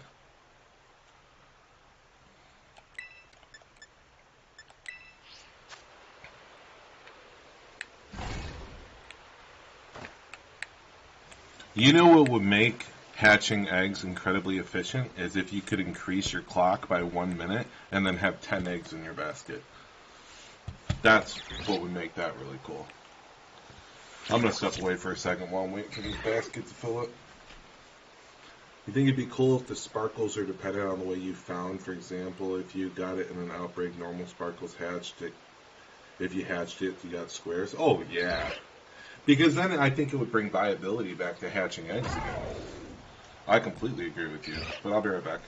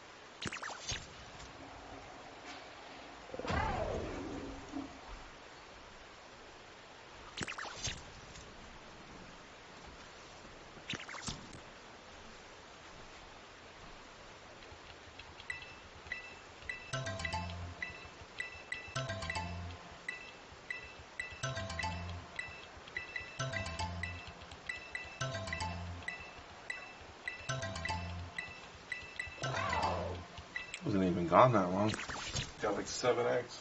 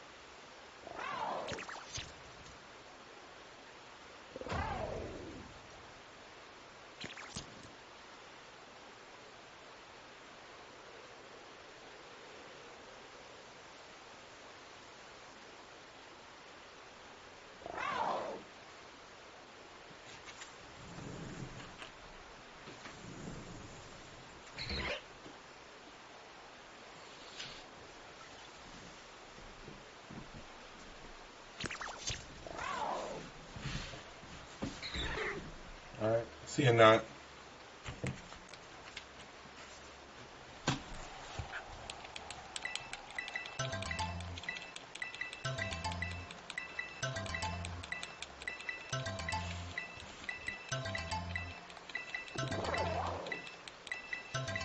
Brings me up to 17 out of 90.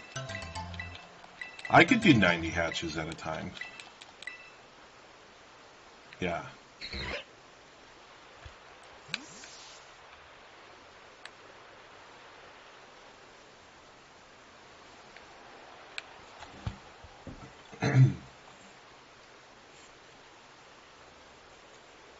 So what are you hunting for now, Psychic?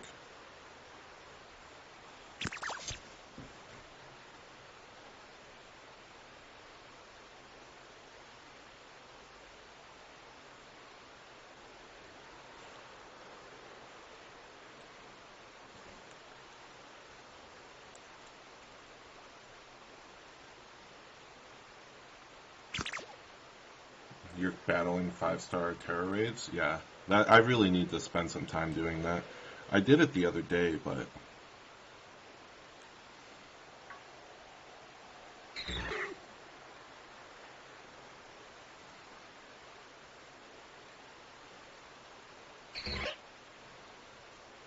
why do they keep shadow banning this video?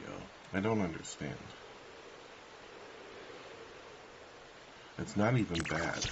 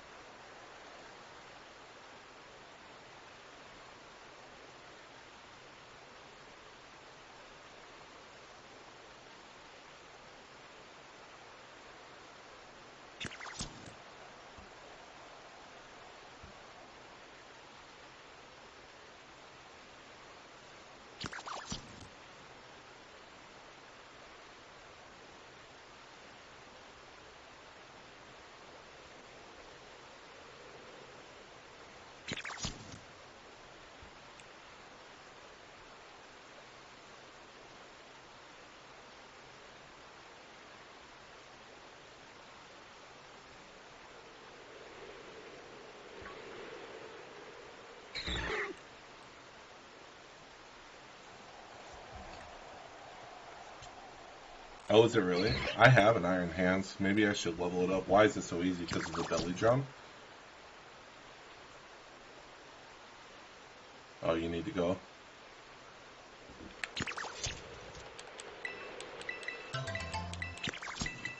Alright, see you later, Laria.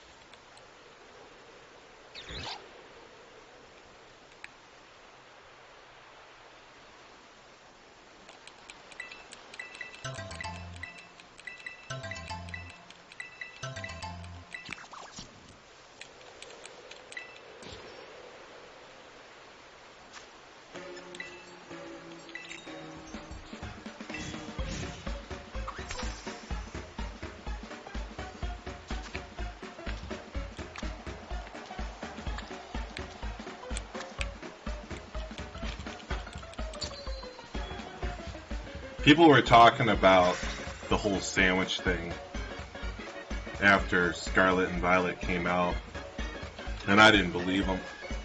I didn't believe them at all. I was like, "There's no way they brought sandwiches into the game, and that helps you with your success in the game." Because I remember the food, and the food was great, but it never had a significant impact.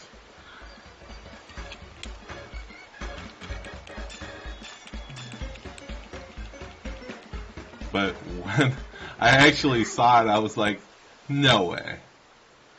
But it's a really big deal in this game.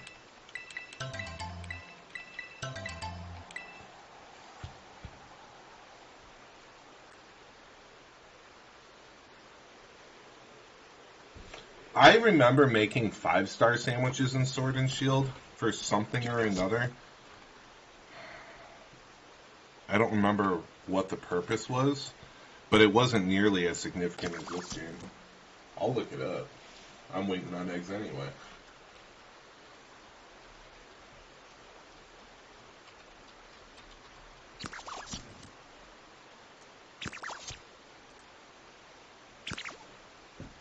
Yeah, it was the curry.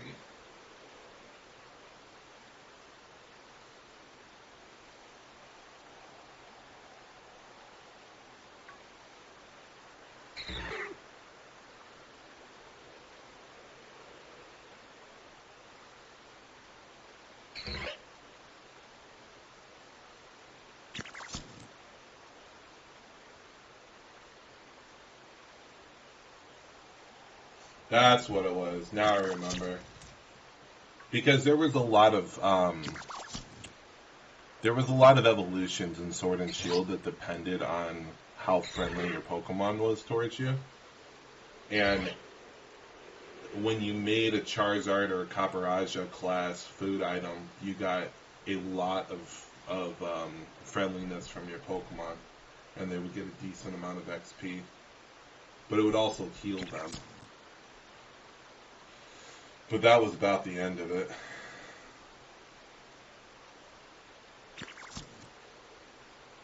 But I didn't spend much time on food in that game. It didn't have any real significant advantage.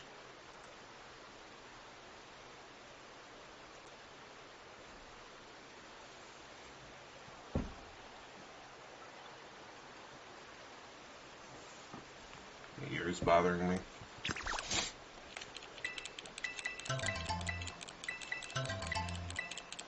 But this game is Scarlet and Violet is completely dependent on food.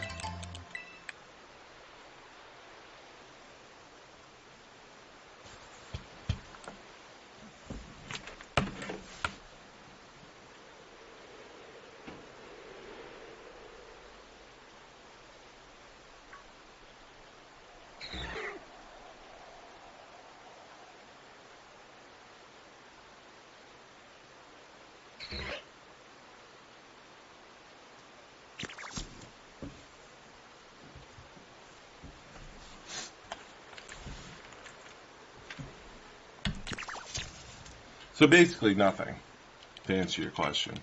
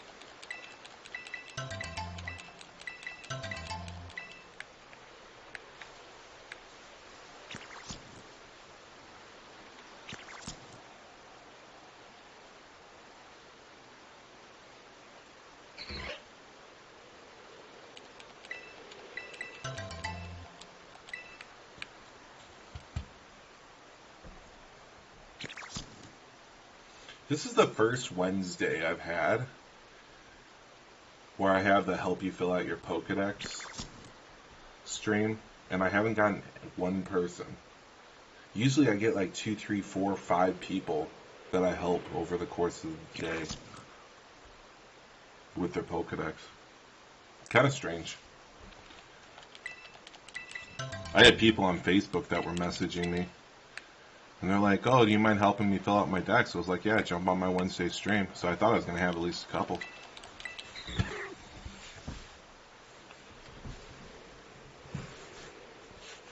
It's weird.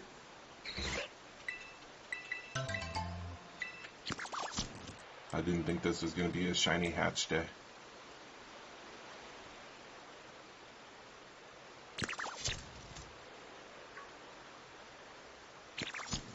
You're too lazy to help?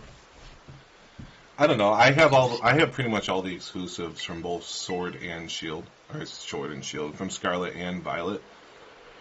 And since so many people have Violet and not Scarlet, I get a lot of people that jump in and be like, oh, can you help me with my Violet exclusives? And I'm like, yeah, sure, no problem, because I have a lot of copies of those. But a lot of times they'll trade me the Violet exclusives for the Scarlet exclusives, and so I have a ton of both.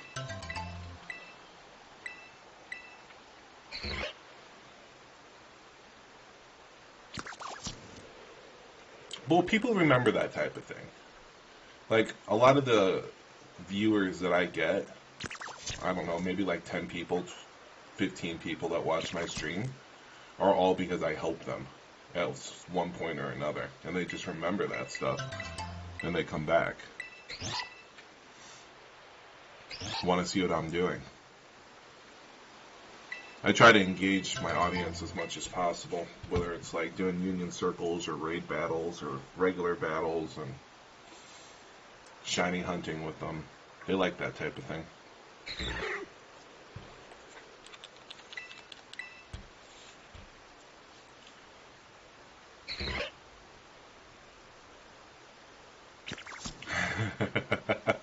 You released a shit ton of your Pokemon? There's definitely some people that have done that. But, you know what?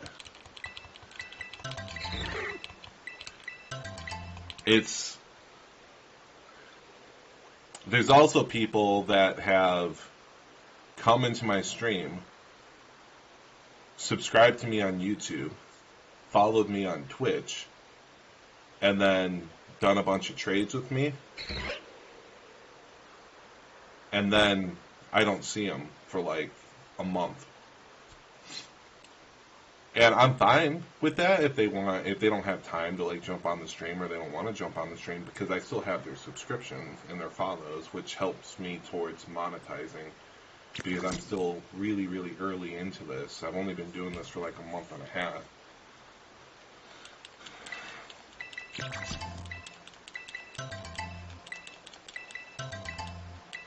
And in a month and a half, I think I've got a decent following. What's up, Sir Nugget? How you doing, man?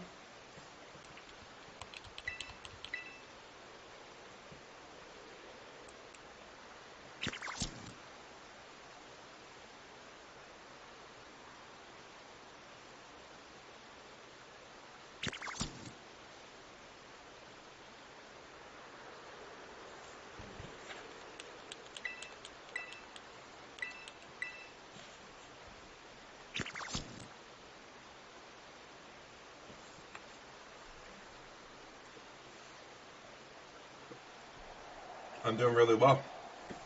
Just trying to hatch a shiny char cadet right now.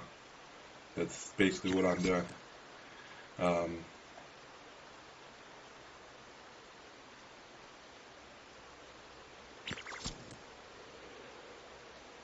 I ran into 2 different shiny Psyducks today. You streamed for 4 months and only got 32 followers? What were you streaming, Pokemon? Oh, I see. Yeah, I have a capture card. The capture card was only like $100 though, so it wasn't that bad to get started with it. And so my setup is basically a professional computer over here, a monitor over here, my switch is underneath my desk, and then FIFA?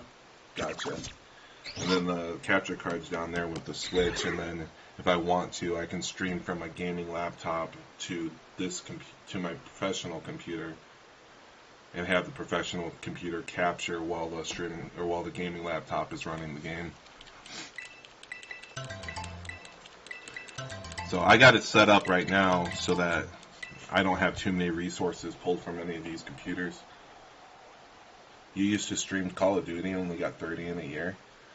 Alright, you guys are making me feel really good about my progress right now. I got 34 on YouTube and, 23 on Twitch. I think I got like 60 on TikTok and 62 on Twitter. So it's getting there. I would like to be able to get to 1,000 followers on TikTok so that I can start streaming to TikTok, because I think I need a different software for that. I don't think Streamlabs supports streaming to TikTok. I think I would have to be running 2 different streaming softwares at the same time. But then I would have to have a third chat, because right now I'm watching a YouTube chat and I'm watching a Twitch chat. And if I was streaming to TikTok too, I'd have to be watching a TikTok chat as well, or even Facebook. I would have to be watching a Facebook chat. Thank you for the follow, Sir Nugget. I appreciate it.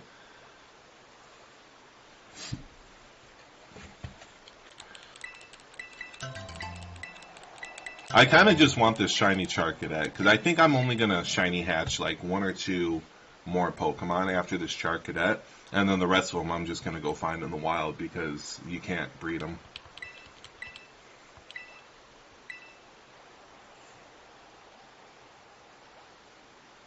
When you're affiliate on Twitch, you can't go live on YouTube while on Twitch. Yeah, I'm pretty chill. For me, it's all about helping people. So if somebody needs something, I generally try to help them out, whether it's helping them fill out their Pokédex or just having a conversation, whatever the case may be. I didn't know that. I'm going to have to look into those rules.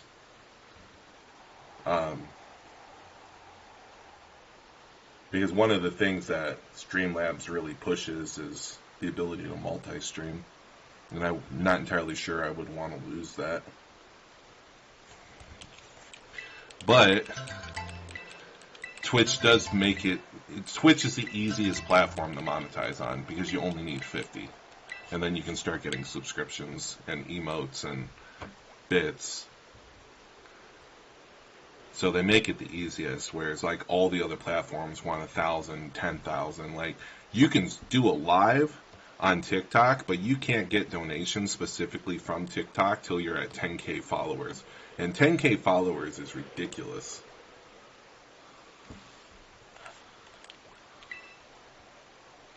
Yeah, I'll definitely have to look at it. My YouTube, like if my Twitch ends up taking off more than my YouTube, I might just turn my YouTube into an upload channel.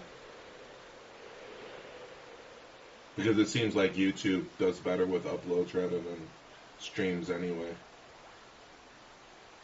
I uploaded a bunch of shorts last night, and I picked up like 3 new subscribers on YouTube overnight, and almost no effort required for that, versus streaming for 6-7 hours.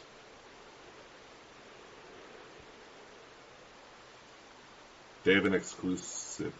Really? Hmm. Well, nonetheless, I can just put my highlights on there. YouTube live streams only work for people who are already really popular. And well, here's the other thing I found is that I'll get people on my YouTube streams, and they'll come on to my Twitch streams once they find out that I have a Twitch stream, and they'll stop responding on YouTube, and they will just talk to me on Twitch. And so YouTube is kind of providing followers for Twitch, and that's nice too.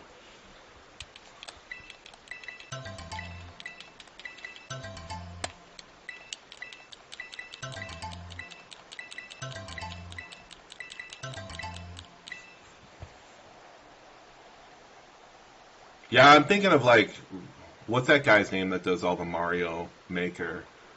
Is it Riot Car, I think his name is? And he's really popular on YouTube. But I've been watching his, and so he's now streaming YouTube and he's streaming TikTok. He's doing both. But I don't think he does Twitch at all.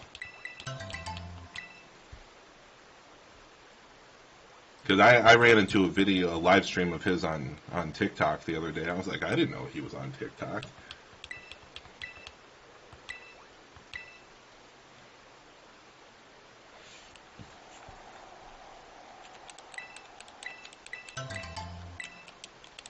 I need to see how many I'm at. I'm very much not paying attention to this. Well, how much on my timer? 14 minutes. Boxes.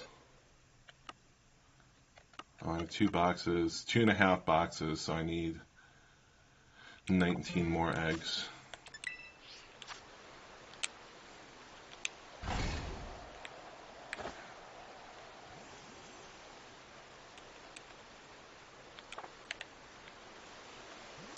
Back your ball cord on.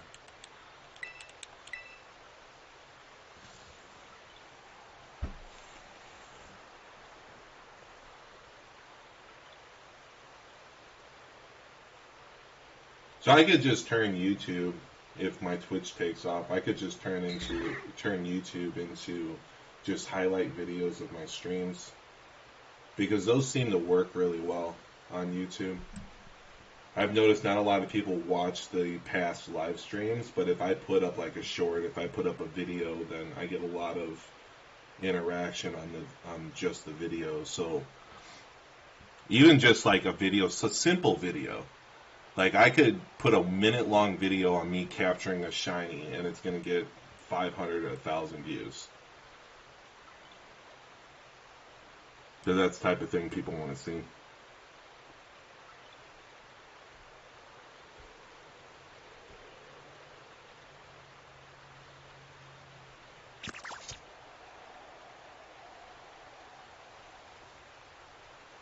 I didn't know that either. I thought YouTube pushed streams. I didn't realize that they didn't push streams that much. I should have done my research on this a little bit more.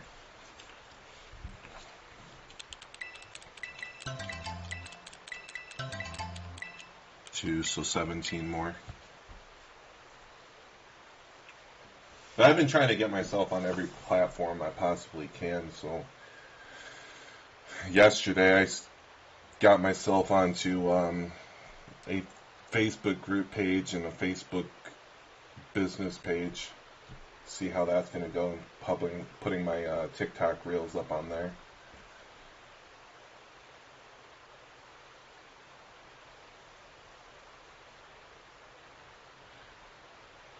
YouTube hold back streams live and after they're done, especially when the live streams on YouTube are grouped with the premiere. I thought all live streams were premieres. Because if I go on my YouTube right now and I click on live, the upcoming live streams, it says upcoming, and I got 8 upcoming streams scheduled right now.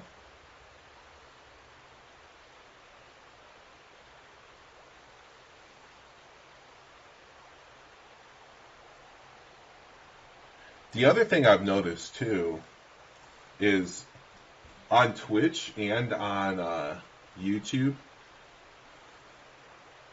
Oh, I see.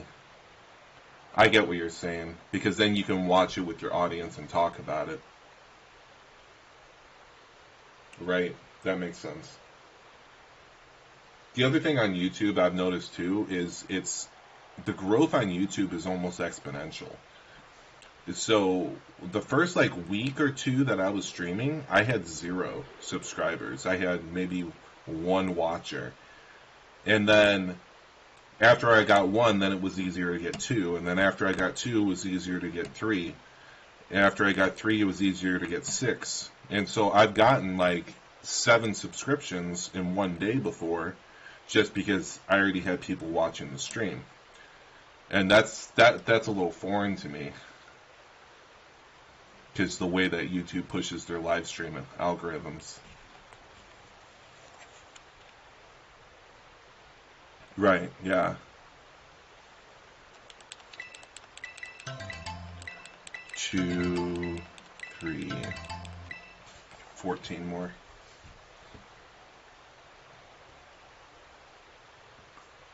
Yeah, so maybe I'll just prioritize Twitch then. Maybe that's the way to do it. At some point today during the stream, and that's the other thing, like Streamlabs, for whatever reason, if you're signed in to Streamlabs with your Twitch account, it doesn't give you, or even if you're signed into YouTube with your Streamlabs account, and when people subscribe, it doesn't always pop up a notification, because I guess in YouTube there's this setting where you can make it so your subscriptions aren't public, and then you don't know when people subscribe, so you can't give them the kudos for subscribing. So like during this stream that I've had today, I've been on almost 2.5 hours. I've gotten 2 followers. I've gotten Nugget and Fox, you two. But I've also picked up 1 subscriber on YouTube, and I have no clue who it is, because a notification never popped up for it. And I could have gotten it from my Reels for all I know. Yeah. And the other thing I found too is that you can have all these other platforms. 12 more. You can have all these other platforms going, and then you can just use the other platforms to push people to your Twitch stream.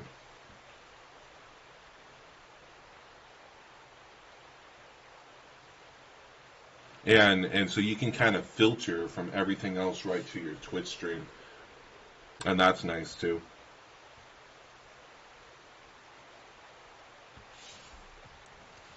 Maybe I'll switch my TikTok from promoting my YouTube to my Twitch.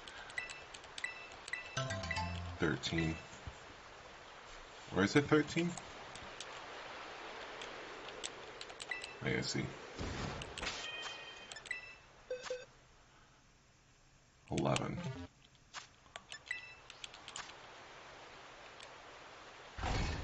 Nugget? What do you mean me? I'm not following what you're saying. Maruki, how you doing, man? Thanks for joining the stream.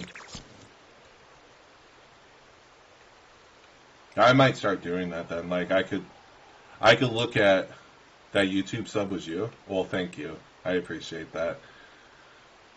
The subs help. They really do. But YouTube, they want you. Yeah, likewise, man. The YouTube, they want you to have 4,000 watch hours and 1,000 subscribers before you can monetize anything on YouTube.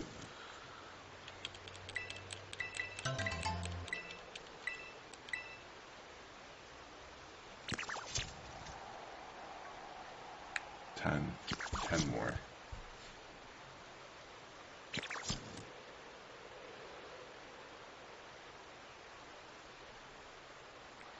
Wait, are you Maruki, Nugget? Is that you?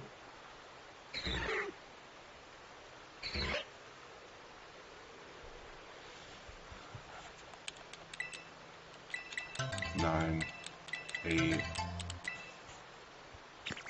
Yeah, I completed the game. I've beaten every part of the game. No, it's someone else.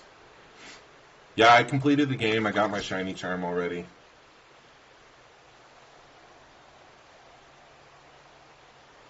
Why do you think that Twitch is the easiest platform to start from scratch on? Because my brother tried to get started a couple years back on Twitch before it became super. I appreciate it. Thank you, Fox.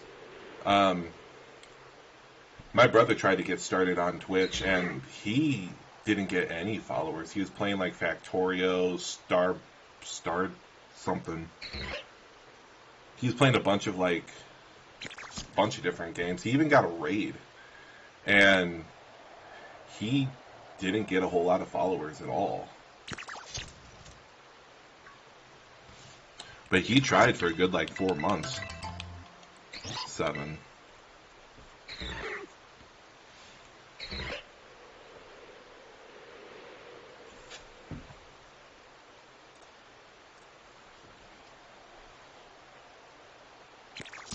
Yeah, I think that's what I'm going to do then. I'll just focus on my Twitch. That's really good advice. I'll focus on my Twitch.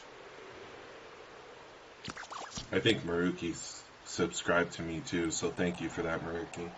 That went up by 2 followers, or 2 subscriptions. I'll just focus on my Twitch then. And then I'll pull my highlight videos and my shorts over to YouTube and leave it at that. Yeah, harder to get followers, but easier to get started. Because it doesn't have the same exponential growth that YouTube does. It has slower growth. You can see on my stream the indication. I have 24 Twitch followers, but I have 37 YouTube subscriptions, all doing the same stuff.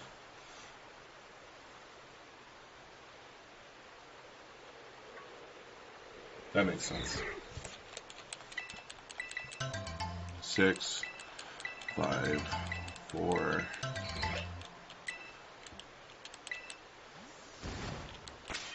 It is 4, right? Yeah.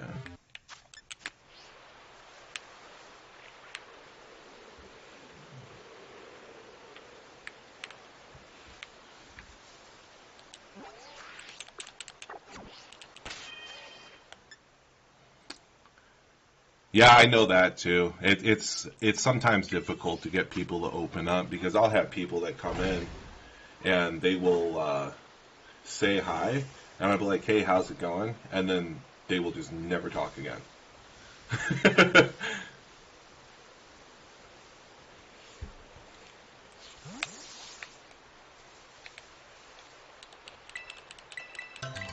I'm like, "Well, I can't engage with you because you're not talking." Yeah, and I know that too.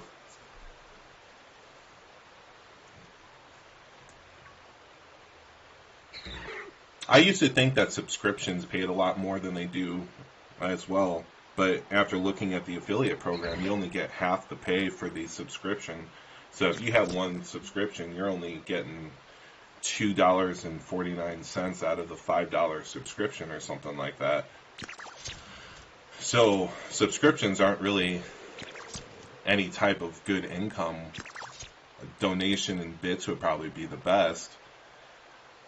But you can't exactly come out to your followers on Twitch and be like, "Hey, you should give me money," because that's just rude. I've had one person tip me. One person. It was Arvin, and he's usually someone that talks to me on YouTube. And that was last week, I believe. Oh yeah, you do. You absolutely do.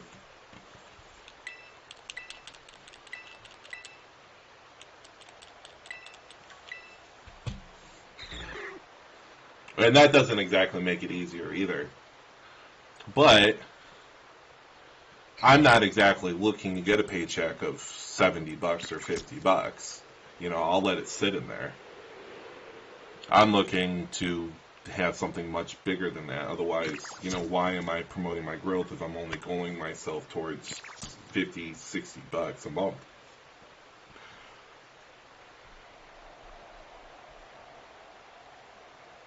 But even like PayPal, if you have your donations geared towards PayPal, until you get like, I think it's $500 in donations, they do a lot of holds on the transactions.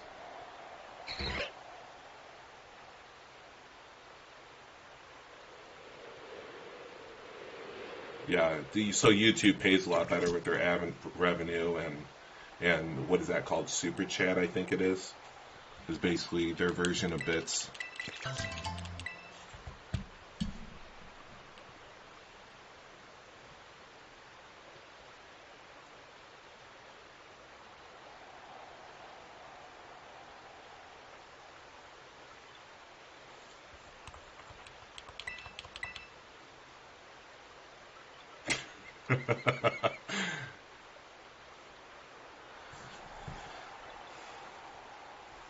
Yeah, I don't know.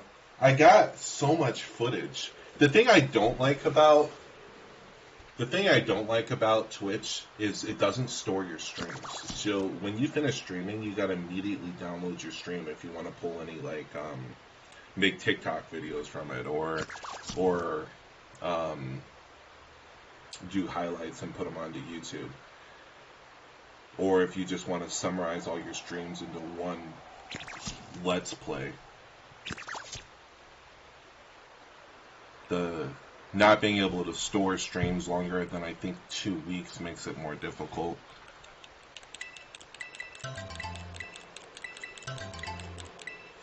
One more egg.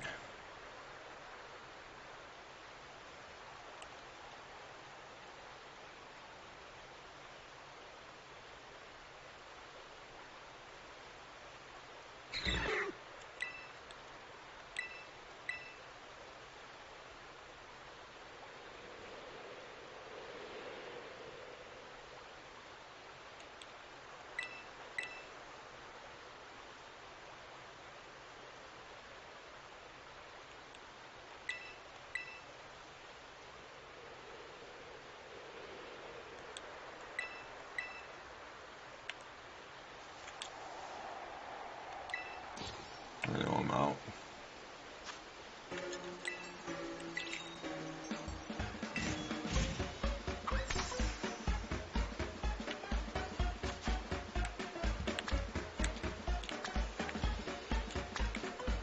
I think a funny video to do that I've been debating about doing is world record runs of making a great peanut butter jelly sandwich.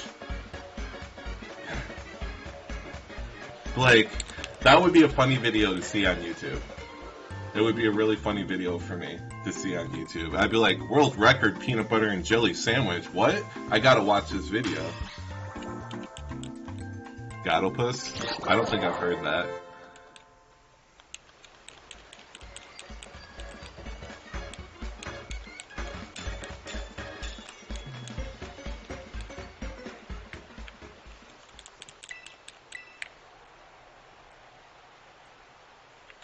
I'll have to look that up.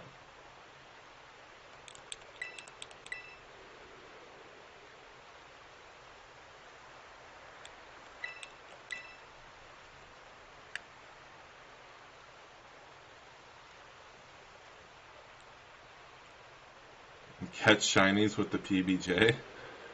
I'm essentially trying to challenge myself catching shinies with the PBJ. Because all of the shinies that I've been getting have been with the PB&J sandwich. I got 2 today with the PB&J sandwich. 2 shiny Psyducks. And it was actually funny because you missed it earlier. When I encountered that 3rd shiny Psyduck, I just kind of sighed. I was like, another one. I needed this.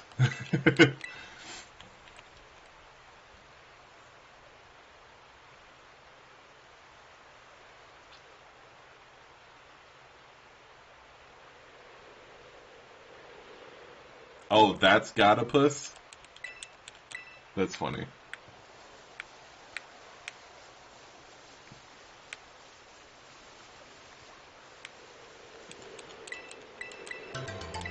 The other thing I found too is people talk a lot more on Twitch than they do on YouTube. People don't really talk all that much on YouTube compared to Twitch. I get a lot more comments, a lot more interaction off of Twitch. Hey, look, a random egg.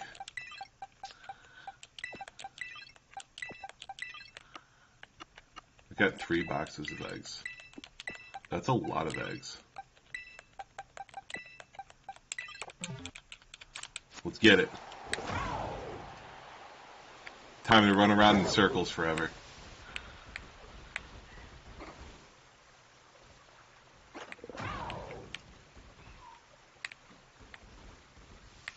What does the shiny Metachamp look like? Or shiny, the little one?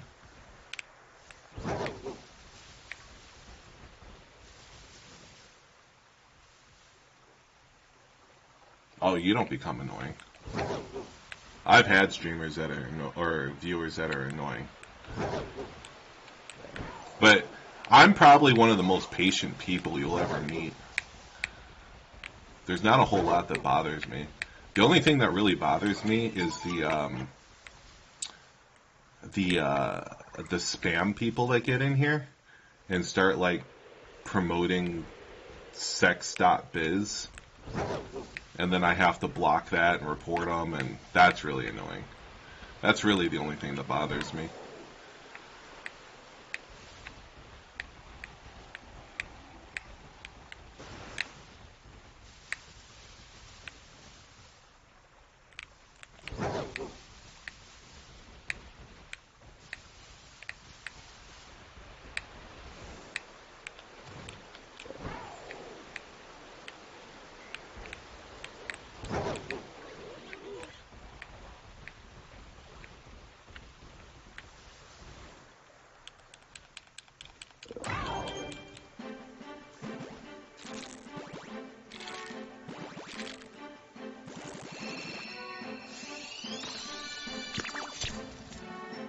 The follow for follow people? What do you mean?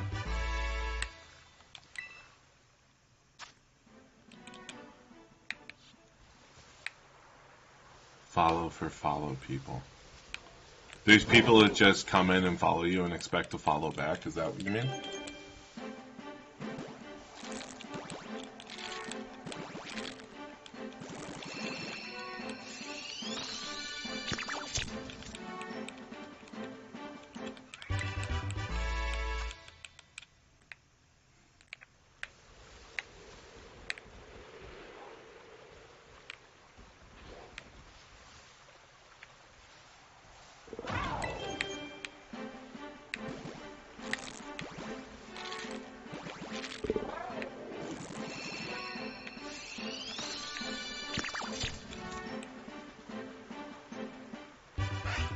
What is a follow for follow? I don't understand that. Maybe I don't have enough experience to understand that.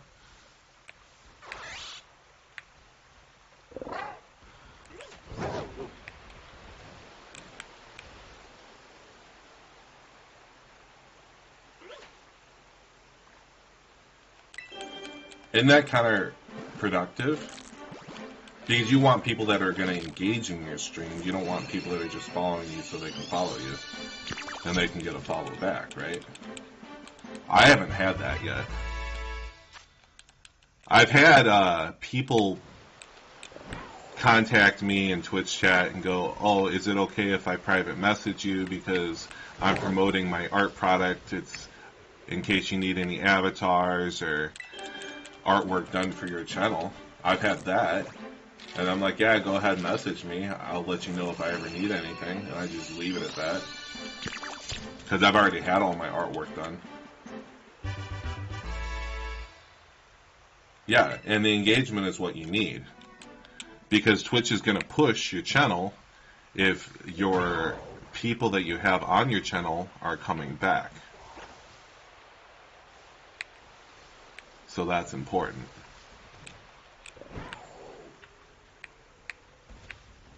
It's one of the statistics that they measure.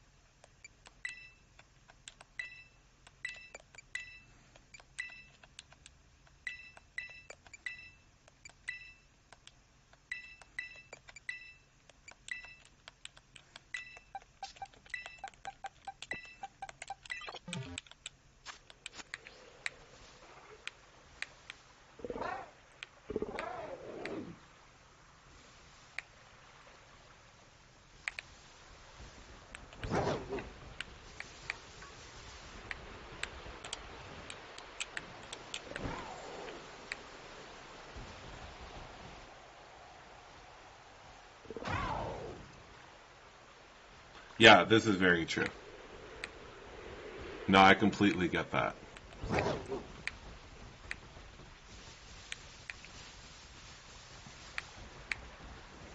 I much prefer to have engaging followers. People are going to jump on and chat with me.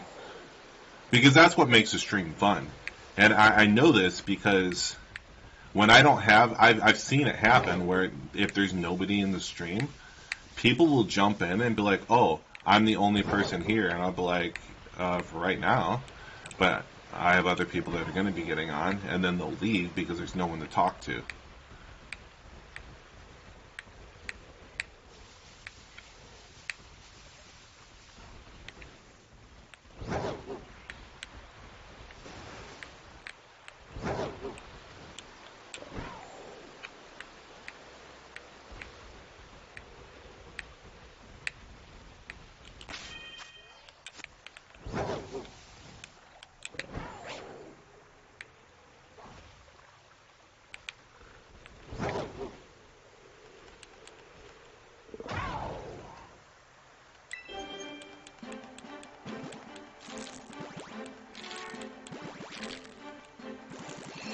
But I haven't had anyone that has said follow to follow for me yet.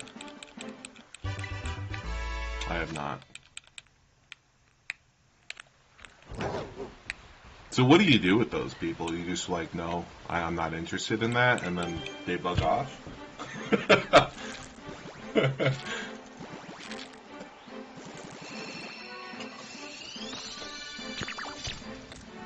I think raids can be kind of pointless too, because a big stream will raid your channel if it ever happens, but those people won't ever come back. They're just following you.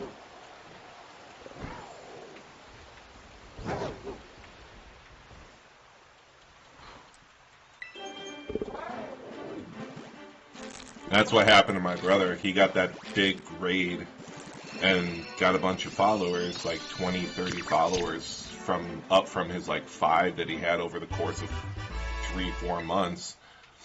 And he never saw any of those followers again.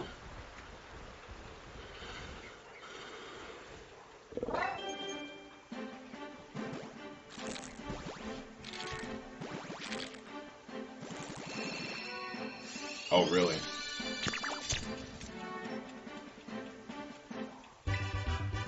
Yeah, I don't really like banning people. I haven't banned too many people. I used to moderate my brother's stream, and I never really banned very many people.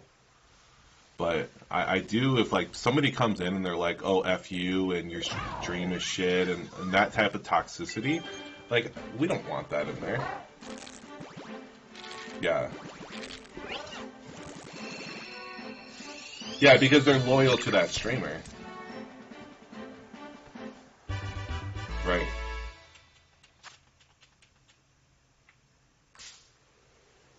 It's what you were talking about before. They're all loyal to that streamer.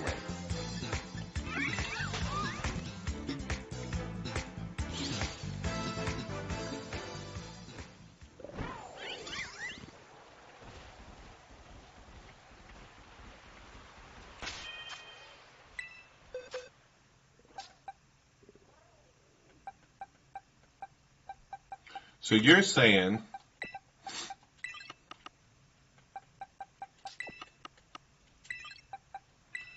just move them in, don't bother releasing them, and then you can just restart from the point that you saved that.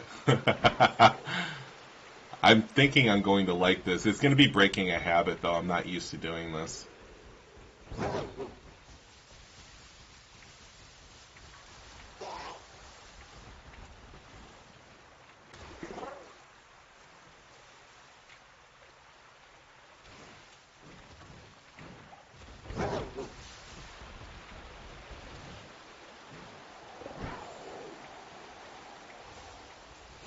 Release times are pretty big, too. I mean, every single time you have to release a batch of Pokemon, I mean, that takes you, I don't know, 40 seconds? 45 seconds, somewhere around there. It definitely gets time consuming.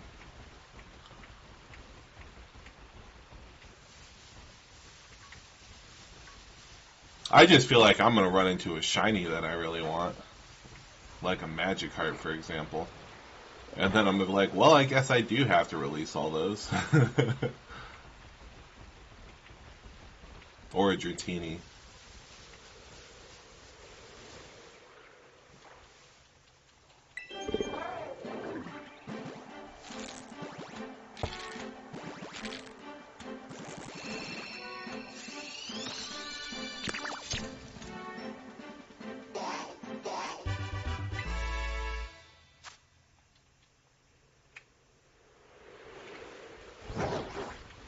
There's some streamers out there that just, they have 2 YouTube channels. I've noticed this. They have 2... Yeah, if I get a shiny, I can't complain. There's some streamers out there that have 2 YouTube channels. They have like a raw data YouTube channel for like their live streams, and they'll just copy them over there as storage because Twitch doesn't store them. And then they'll have another YouTube channel that's like a legit YouTube channel.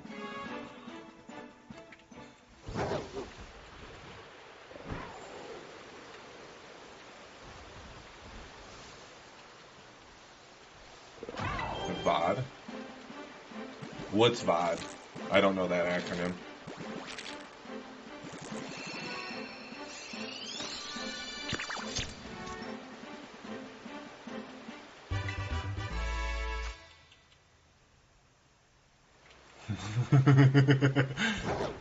You know what channel is really great for background noise? I don't know if you've ever heard of it. There's a channel called The Boring Channel, and all this guy does is mow lawns for free. And he has millions of subscribers because people just want to watch him mow lawns. Oh, yeah. Okay.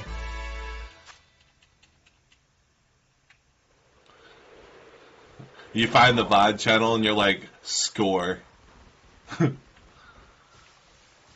I don't know what's in that wall.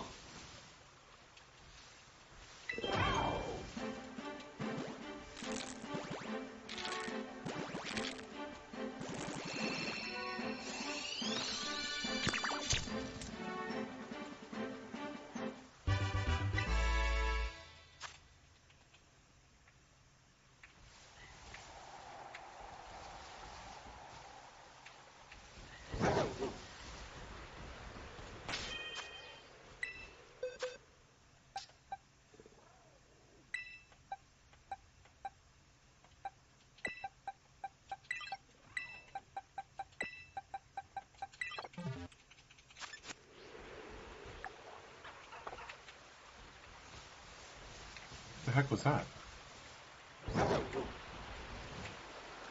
Have you gotten your green Chansey yet?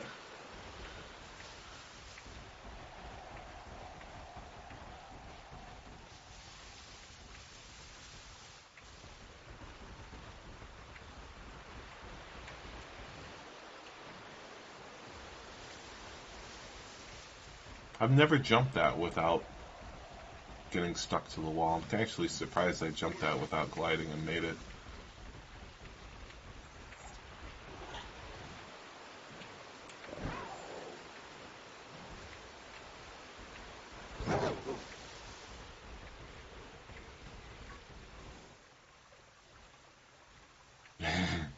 $18?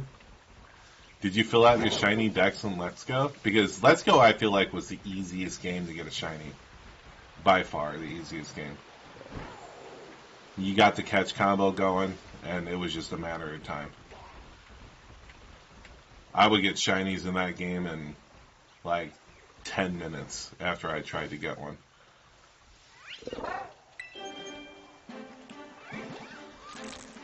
$50 is still pretty considerable.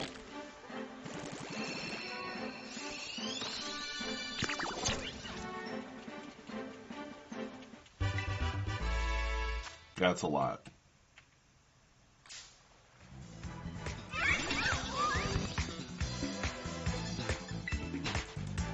I don't like that Pokemon Sparta. I think it's really creepy.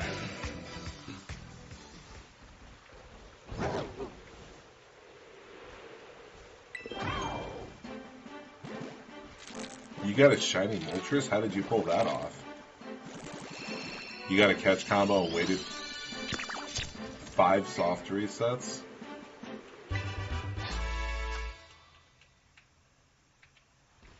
Well, how do you even do that? You just get your catch combo going, and then you walk up the Moltres to see if it's shiny? How does that work?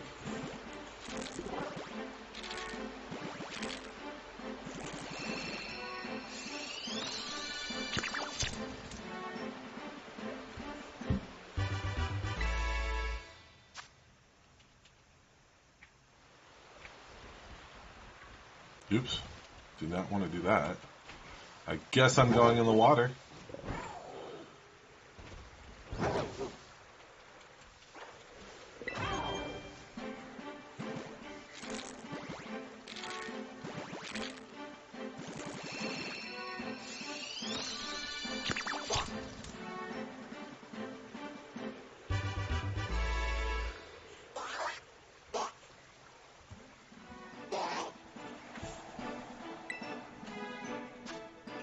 Yeah, it seems like the last 2 days TikTok has been shadow banning my videos for absolutely no reason, and it's kind of irritating to me.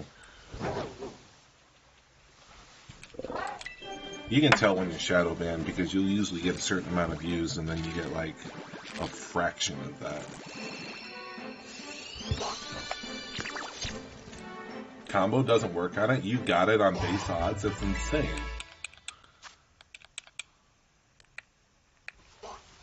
That's crazy.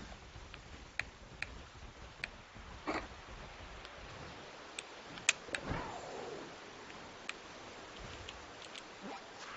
did not mean to do that.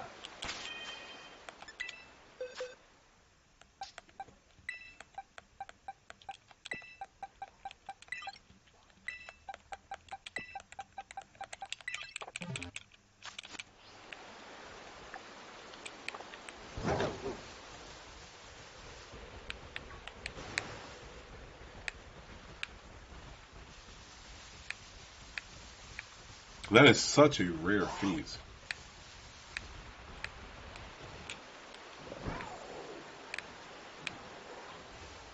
You got a family of 3 Mushold and a Ditto that's shiny?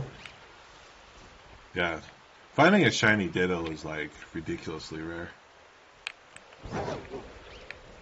It's like probably as rare as finding a shiny with a rare mark.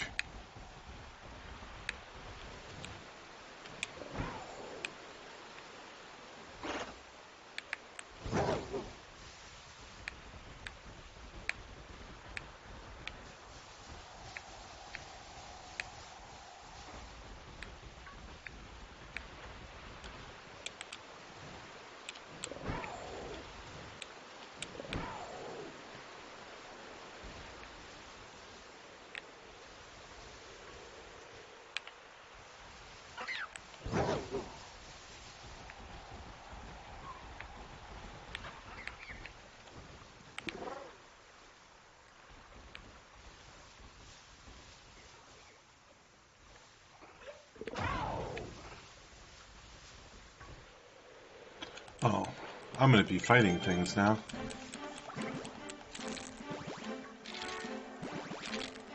He found a shiny Ditto in a raid and lets me join in. Oh, that's pretty cool.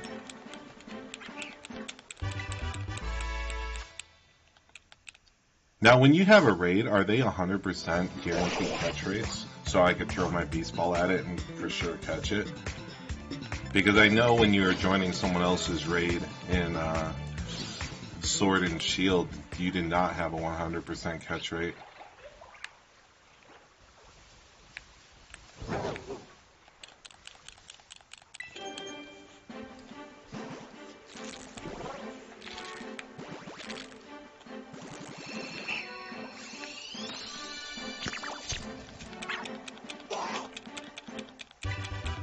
Okay.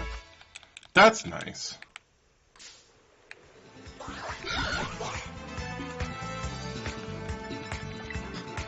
Dadgummit.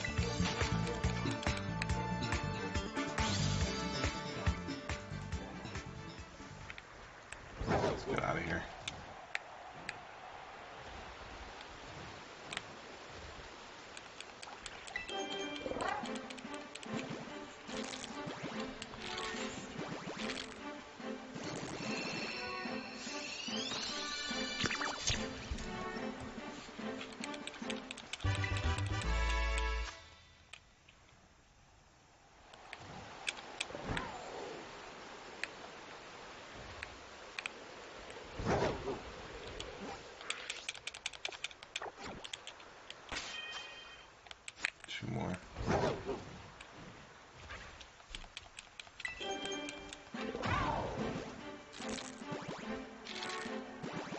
What's the point of having a beast ball in this game? Have you seen the release animation of the beast ball? The ultra shiny Alolan Ninetales with the hidden ability that I have in Scarlet and Violet is in a beast ball. And when it releases, it gets a really, really cool animation, and then the shiny goes off and makes it even cooler. So it's just, every ball has a different animation, and the beast ball's animation is just really awesome to me.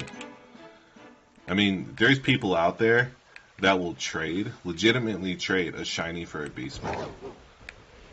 And it's kind of crazy to me that they value those things so much.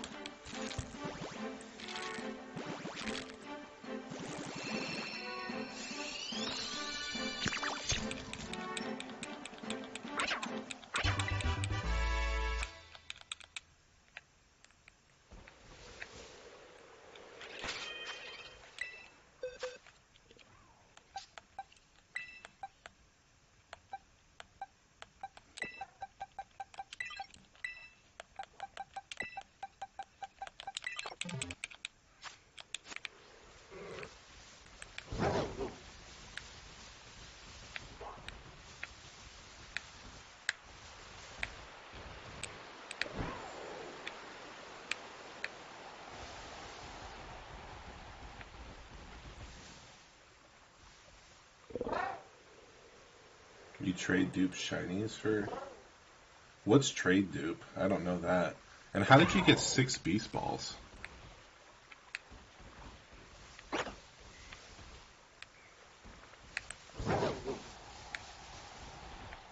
You're only given 1 when you complete your Pokédex.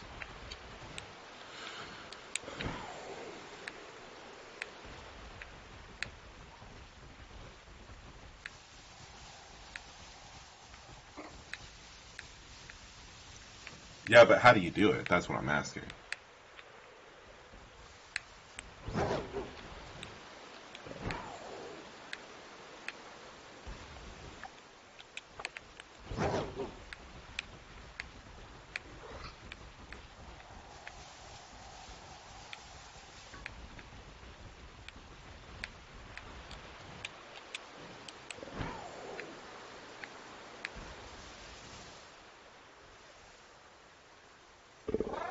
You trade them with another person, but it saves before you trade. So what, do you just cut off the system halfway through the trade or something?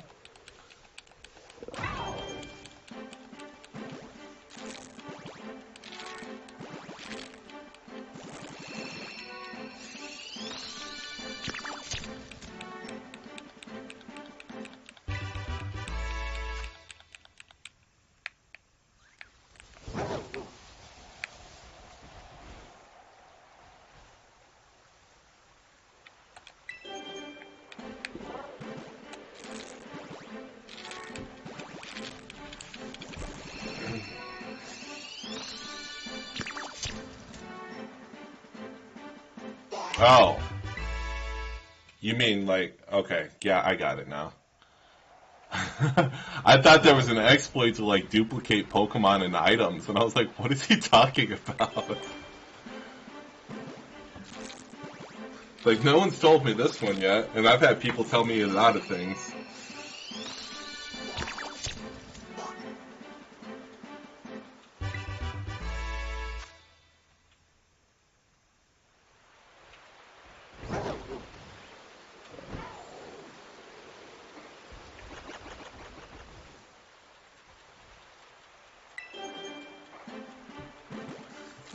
I imagine it's possible, but I don't use them either.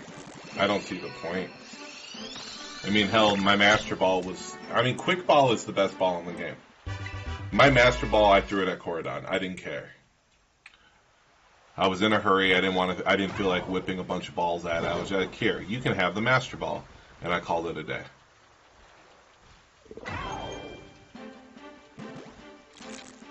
There's a tutorial.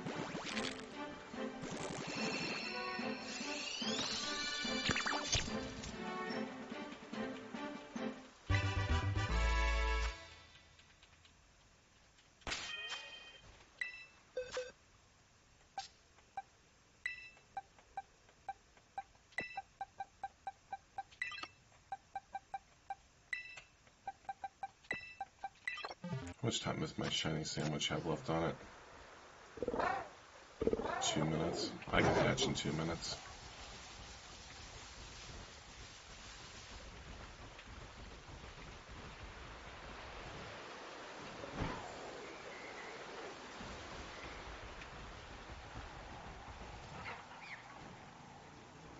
I've learned to jump over the Psyduck and jump over the Flamingos, because if you don't, you regret it later when they start getting in the middle of your your hatch. They just walk on top of you. Why can't you ever be yellow?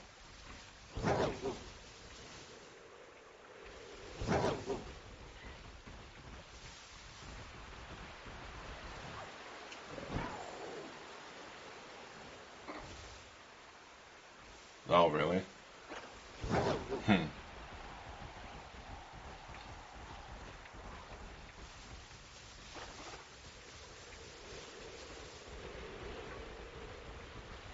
I can't remember the last time I duplicated items in a Pokemon game. I think it was the missing number glitch in Gen 1. I think that was the last time I duplicated an item. Or maybe it was Gen 2 with the Pokebox glitch. It might have been that one. I'm pretty sure it was that one.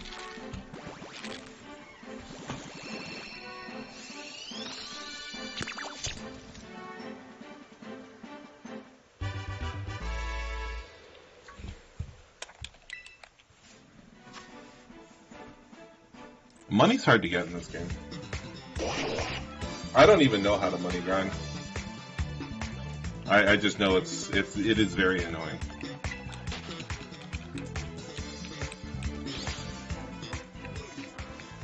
There's no easy way to get money in this game. Sword and Shield, you just go over to the Digging Brothers and you have money for days.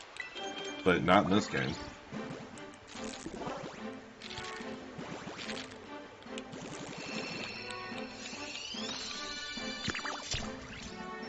Oh, really? Yeah, I could see that being annoying. I just pick up all the items off the ground a lot of time, and that gives me about as much money as I need.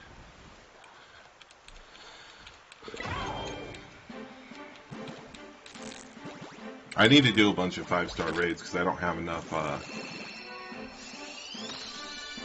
I don't have really any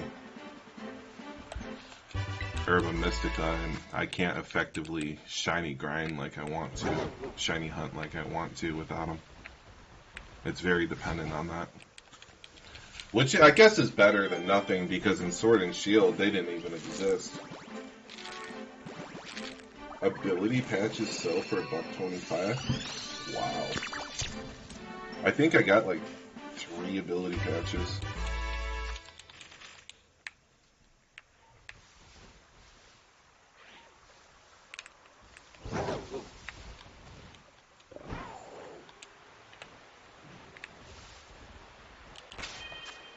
One more.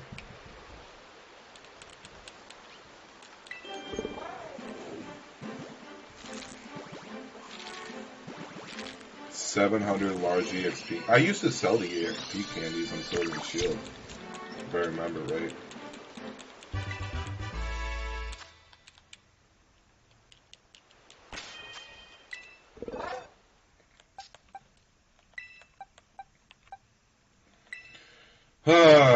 Here we go. This is my 3rd 6 IV Char Cadet. So now I know that my shiny odds are beyond that of... I've officially hatched more eggs than when I should have gotten a shiny.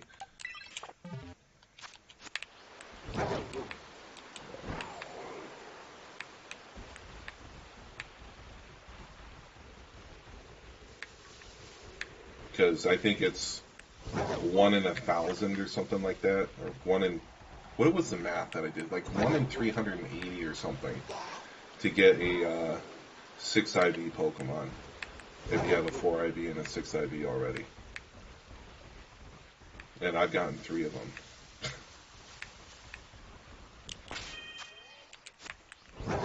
Oh, right. I know what I'm doing wrong right now. I need egg.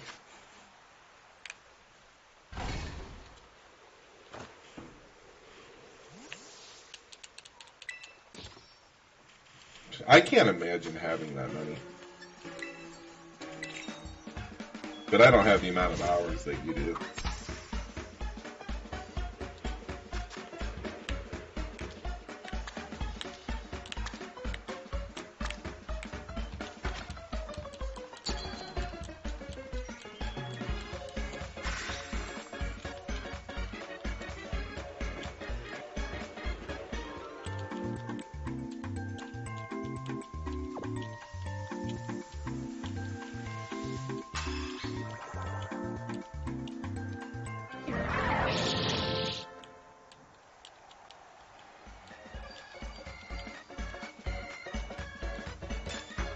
What do those sell for? Probably a lot, right?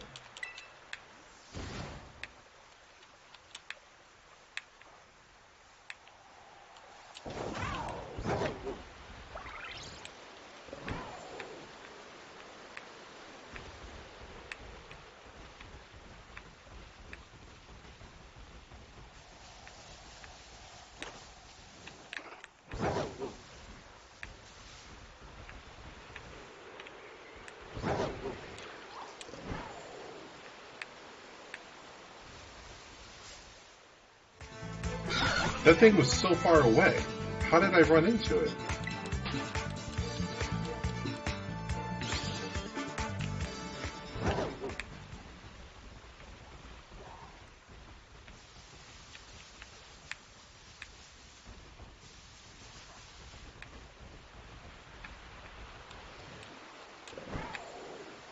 That's a lot of money.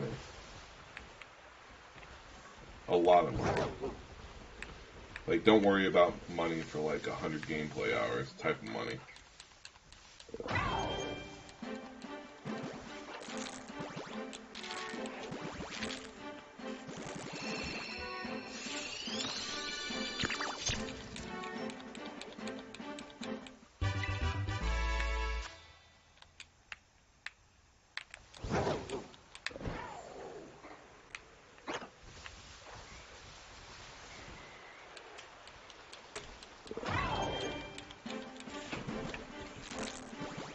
How many bottle caps do you have? That's what I want to know. I saw a post on Facebook the other day, and this guy had like 500 Herba Mysticas or something, and I'm like, dear Lord, how much time have you put into this game, man?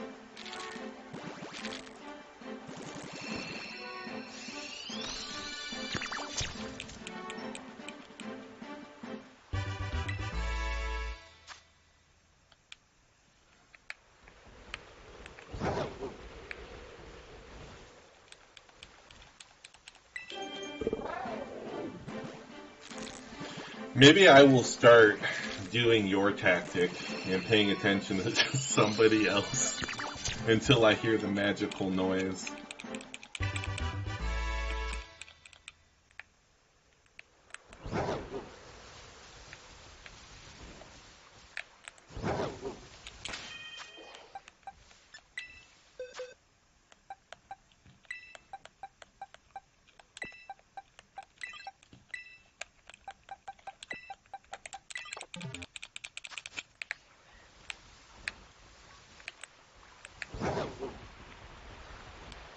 Knowing my luck, I'll probably come across like 3 shiny Basculin and just haven't been able to tell.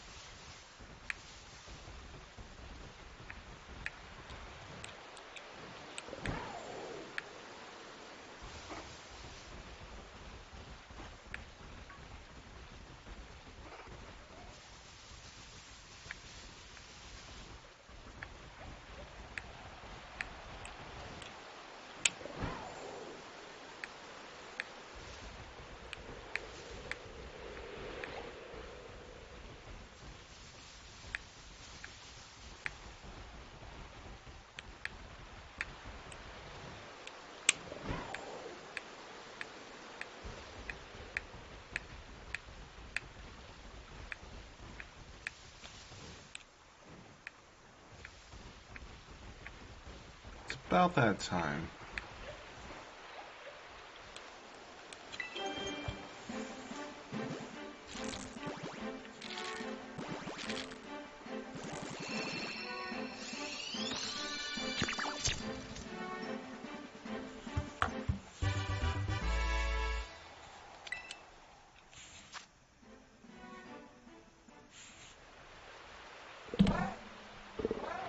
Oops. Sorry about that. I gotta get a smaller headset.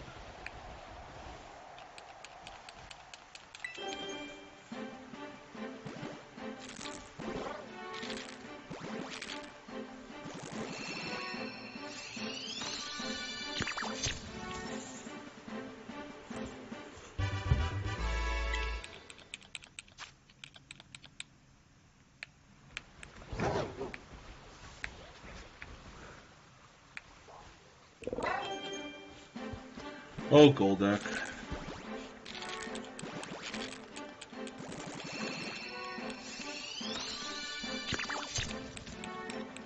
Why must you torment me so?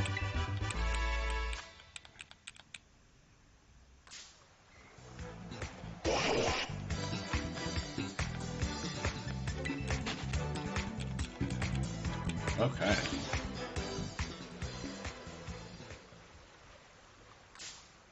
I just saw that, man. Yeah, I'll help you with your Pokédex a little bit. I'm not going to be on for very much longer. What are you looking for?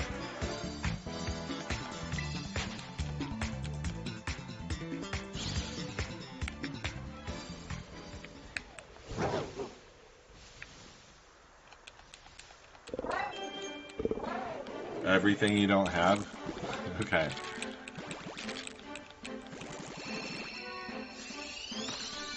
I have about 12 minutes before I was going to sign off for the day, so I can help you do whatever I can in those 12 minutes or so.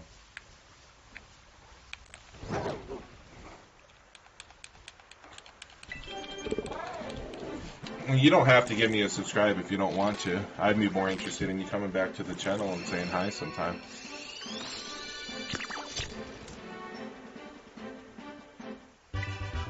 I do it because I enjoy doing it and I enjoy building a community. If I can get these Psyducks to get off of me.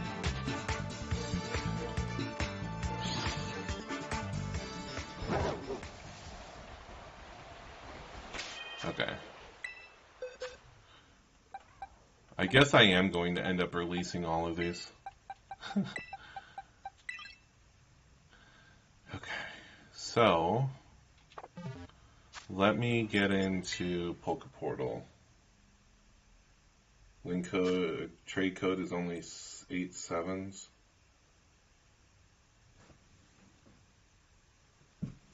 Yeah, that would be awesome.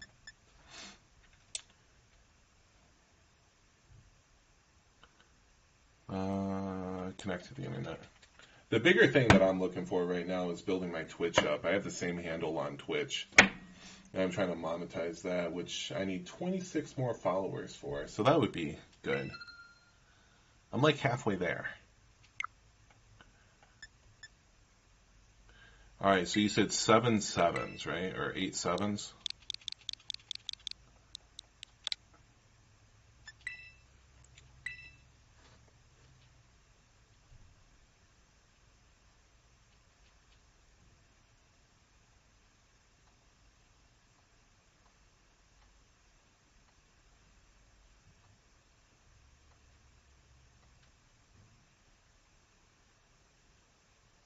But yeah, again, don't get me wrong. I'm not doing this because you're giving me a sub or a follow. I'm doing this because I enjoy helping people. That's really what it's about for me. Alright, it says you're not being found.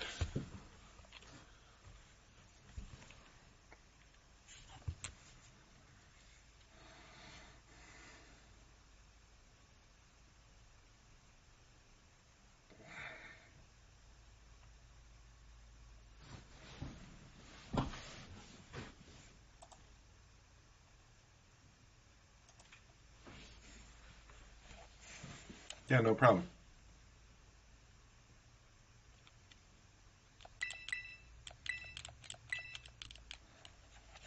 Are you connected to the internet?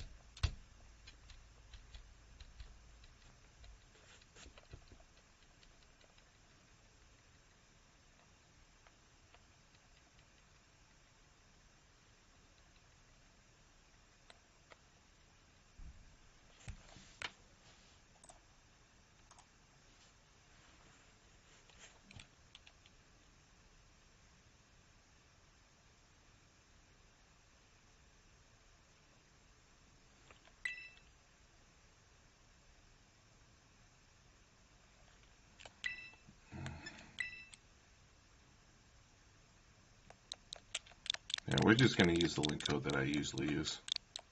Not that it matters, but use this link code and jump in. Make sure you're connected in online mode because it's not working.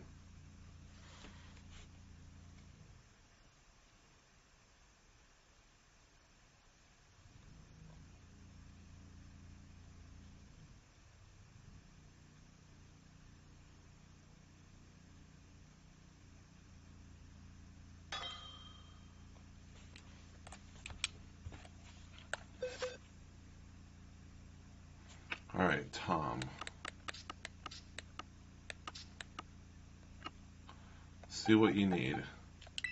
So are you cool? Are you trying to do any type of collection, or are you cool with all touch trades?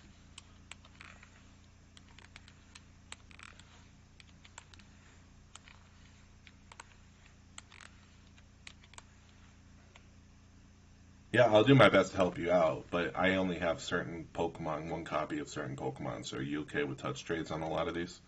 The exclusives I can give you copies of for yourself, but...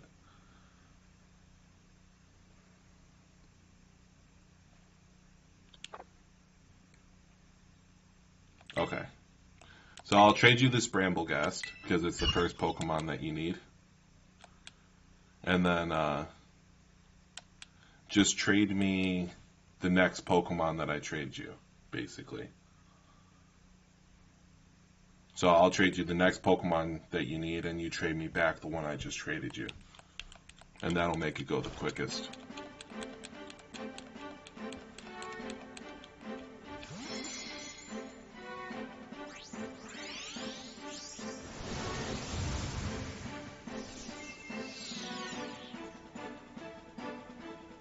Yeah, no problem.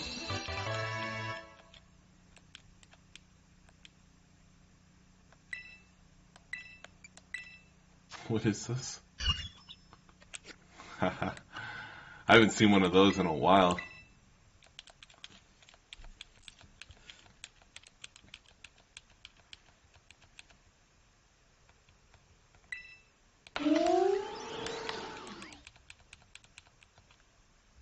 How many are you missing? Like, what's your Pokédex currently at? Because I don't have all of them, because some of them I evolved. But I do have my Pokédex filled out.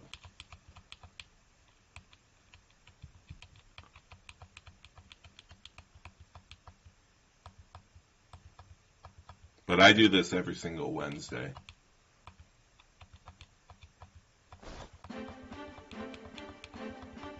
200. Okay. Well, we'll see if we can get that number as high as possible before I have to go. And if not, then I can help you out again next Wednesday. And if you jump on my Twitch and then you just send me a list of what you need, then I can make sure I can go and find those for you if you have an issue finding them, or if they're exclusives.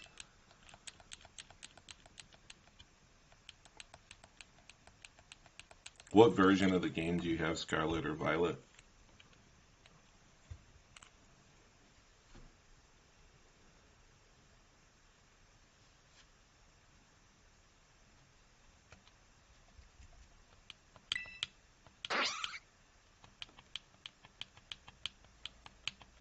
Oh, you have both?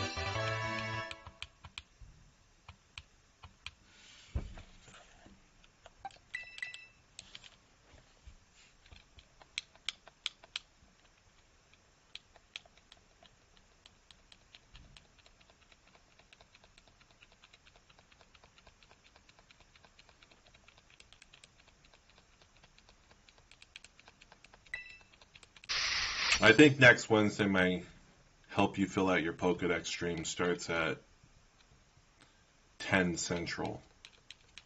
10 a.m. Central. So I doubt we're going to be able to get through everything that you need before I have to leave and go to work. But if anything, you can come back next week and I'll help you.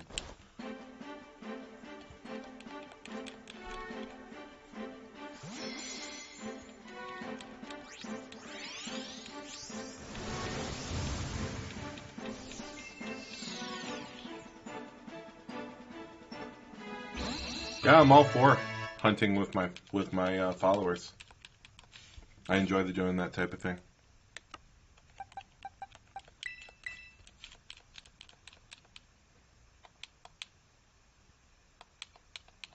I really enjoy doing that type of thing. Hunting, shiny hunting. I enjoy. I do a lot of shiny hunting, or shiny hatching is what I'm doing right now. But I want to do a lot of raids too because I need to get Herba Mystica, and I've just been putting it off. I enjoy doing raids. It's just I need to basically get a Pokemon that I can always win the raid with.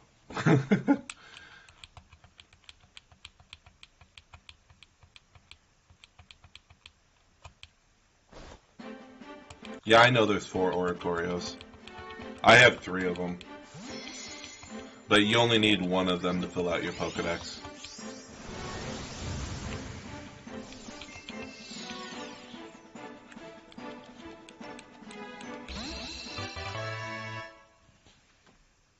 Yeah.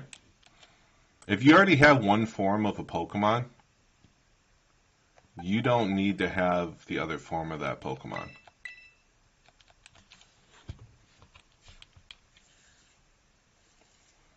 And I say that lightly. And what I mean by that is if there's a Palladian form and a Galarian form, you need to have both forms if they're both in the Pokedex. But if you have color A versus color B, or dance form versus sword form, they don't care. And the 1 entry counts. Because the different regions count as different Pokemon.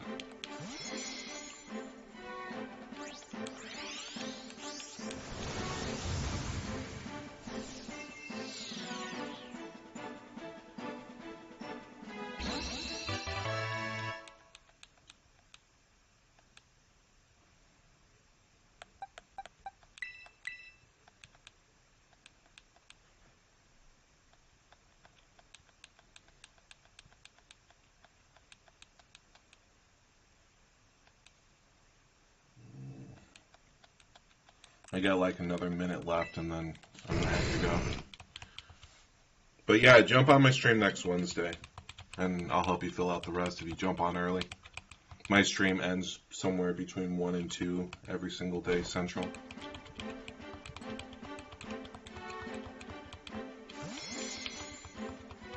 But I have to go into work early today.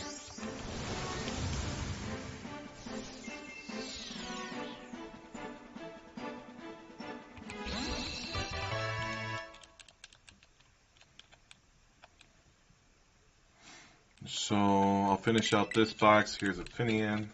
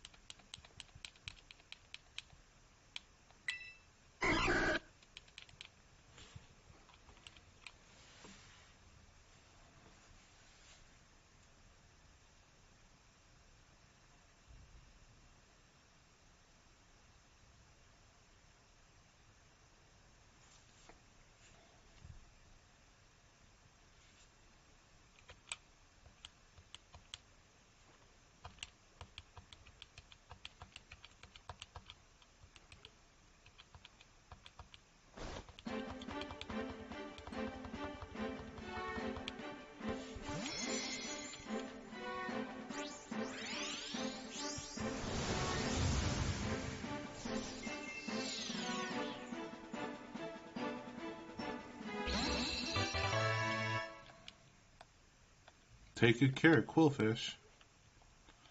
And then I'll trade you back your Frigibax. This will be the last trade.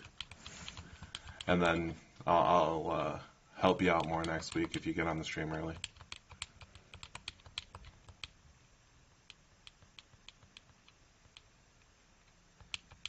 Yeah, man.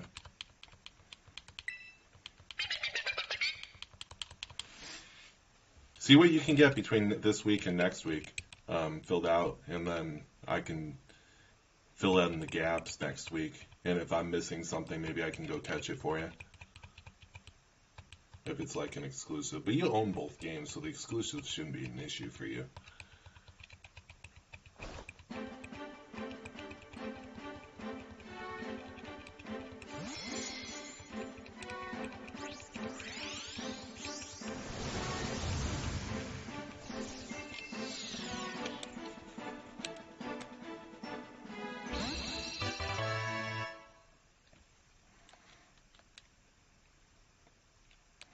Okay. Yeah, I'll see you next week, man. I appreciate you jumping on. I would follow me on Twitch or subscribe on YouTube and do the bell on Twitch or YouTube so that you know when I go live. Because I might go live at like 9. I might go live at 9:30, but it'll be before 10, probably.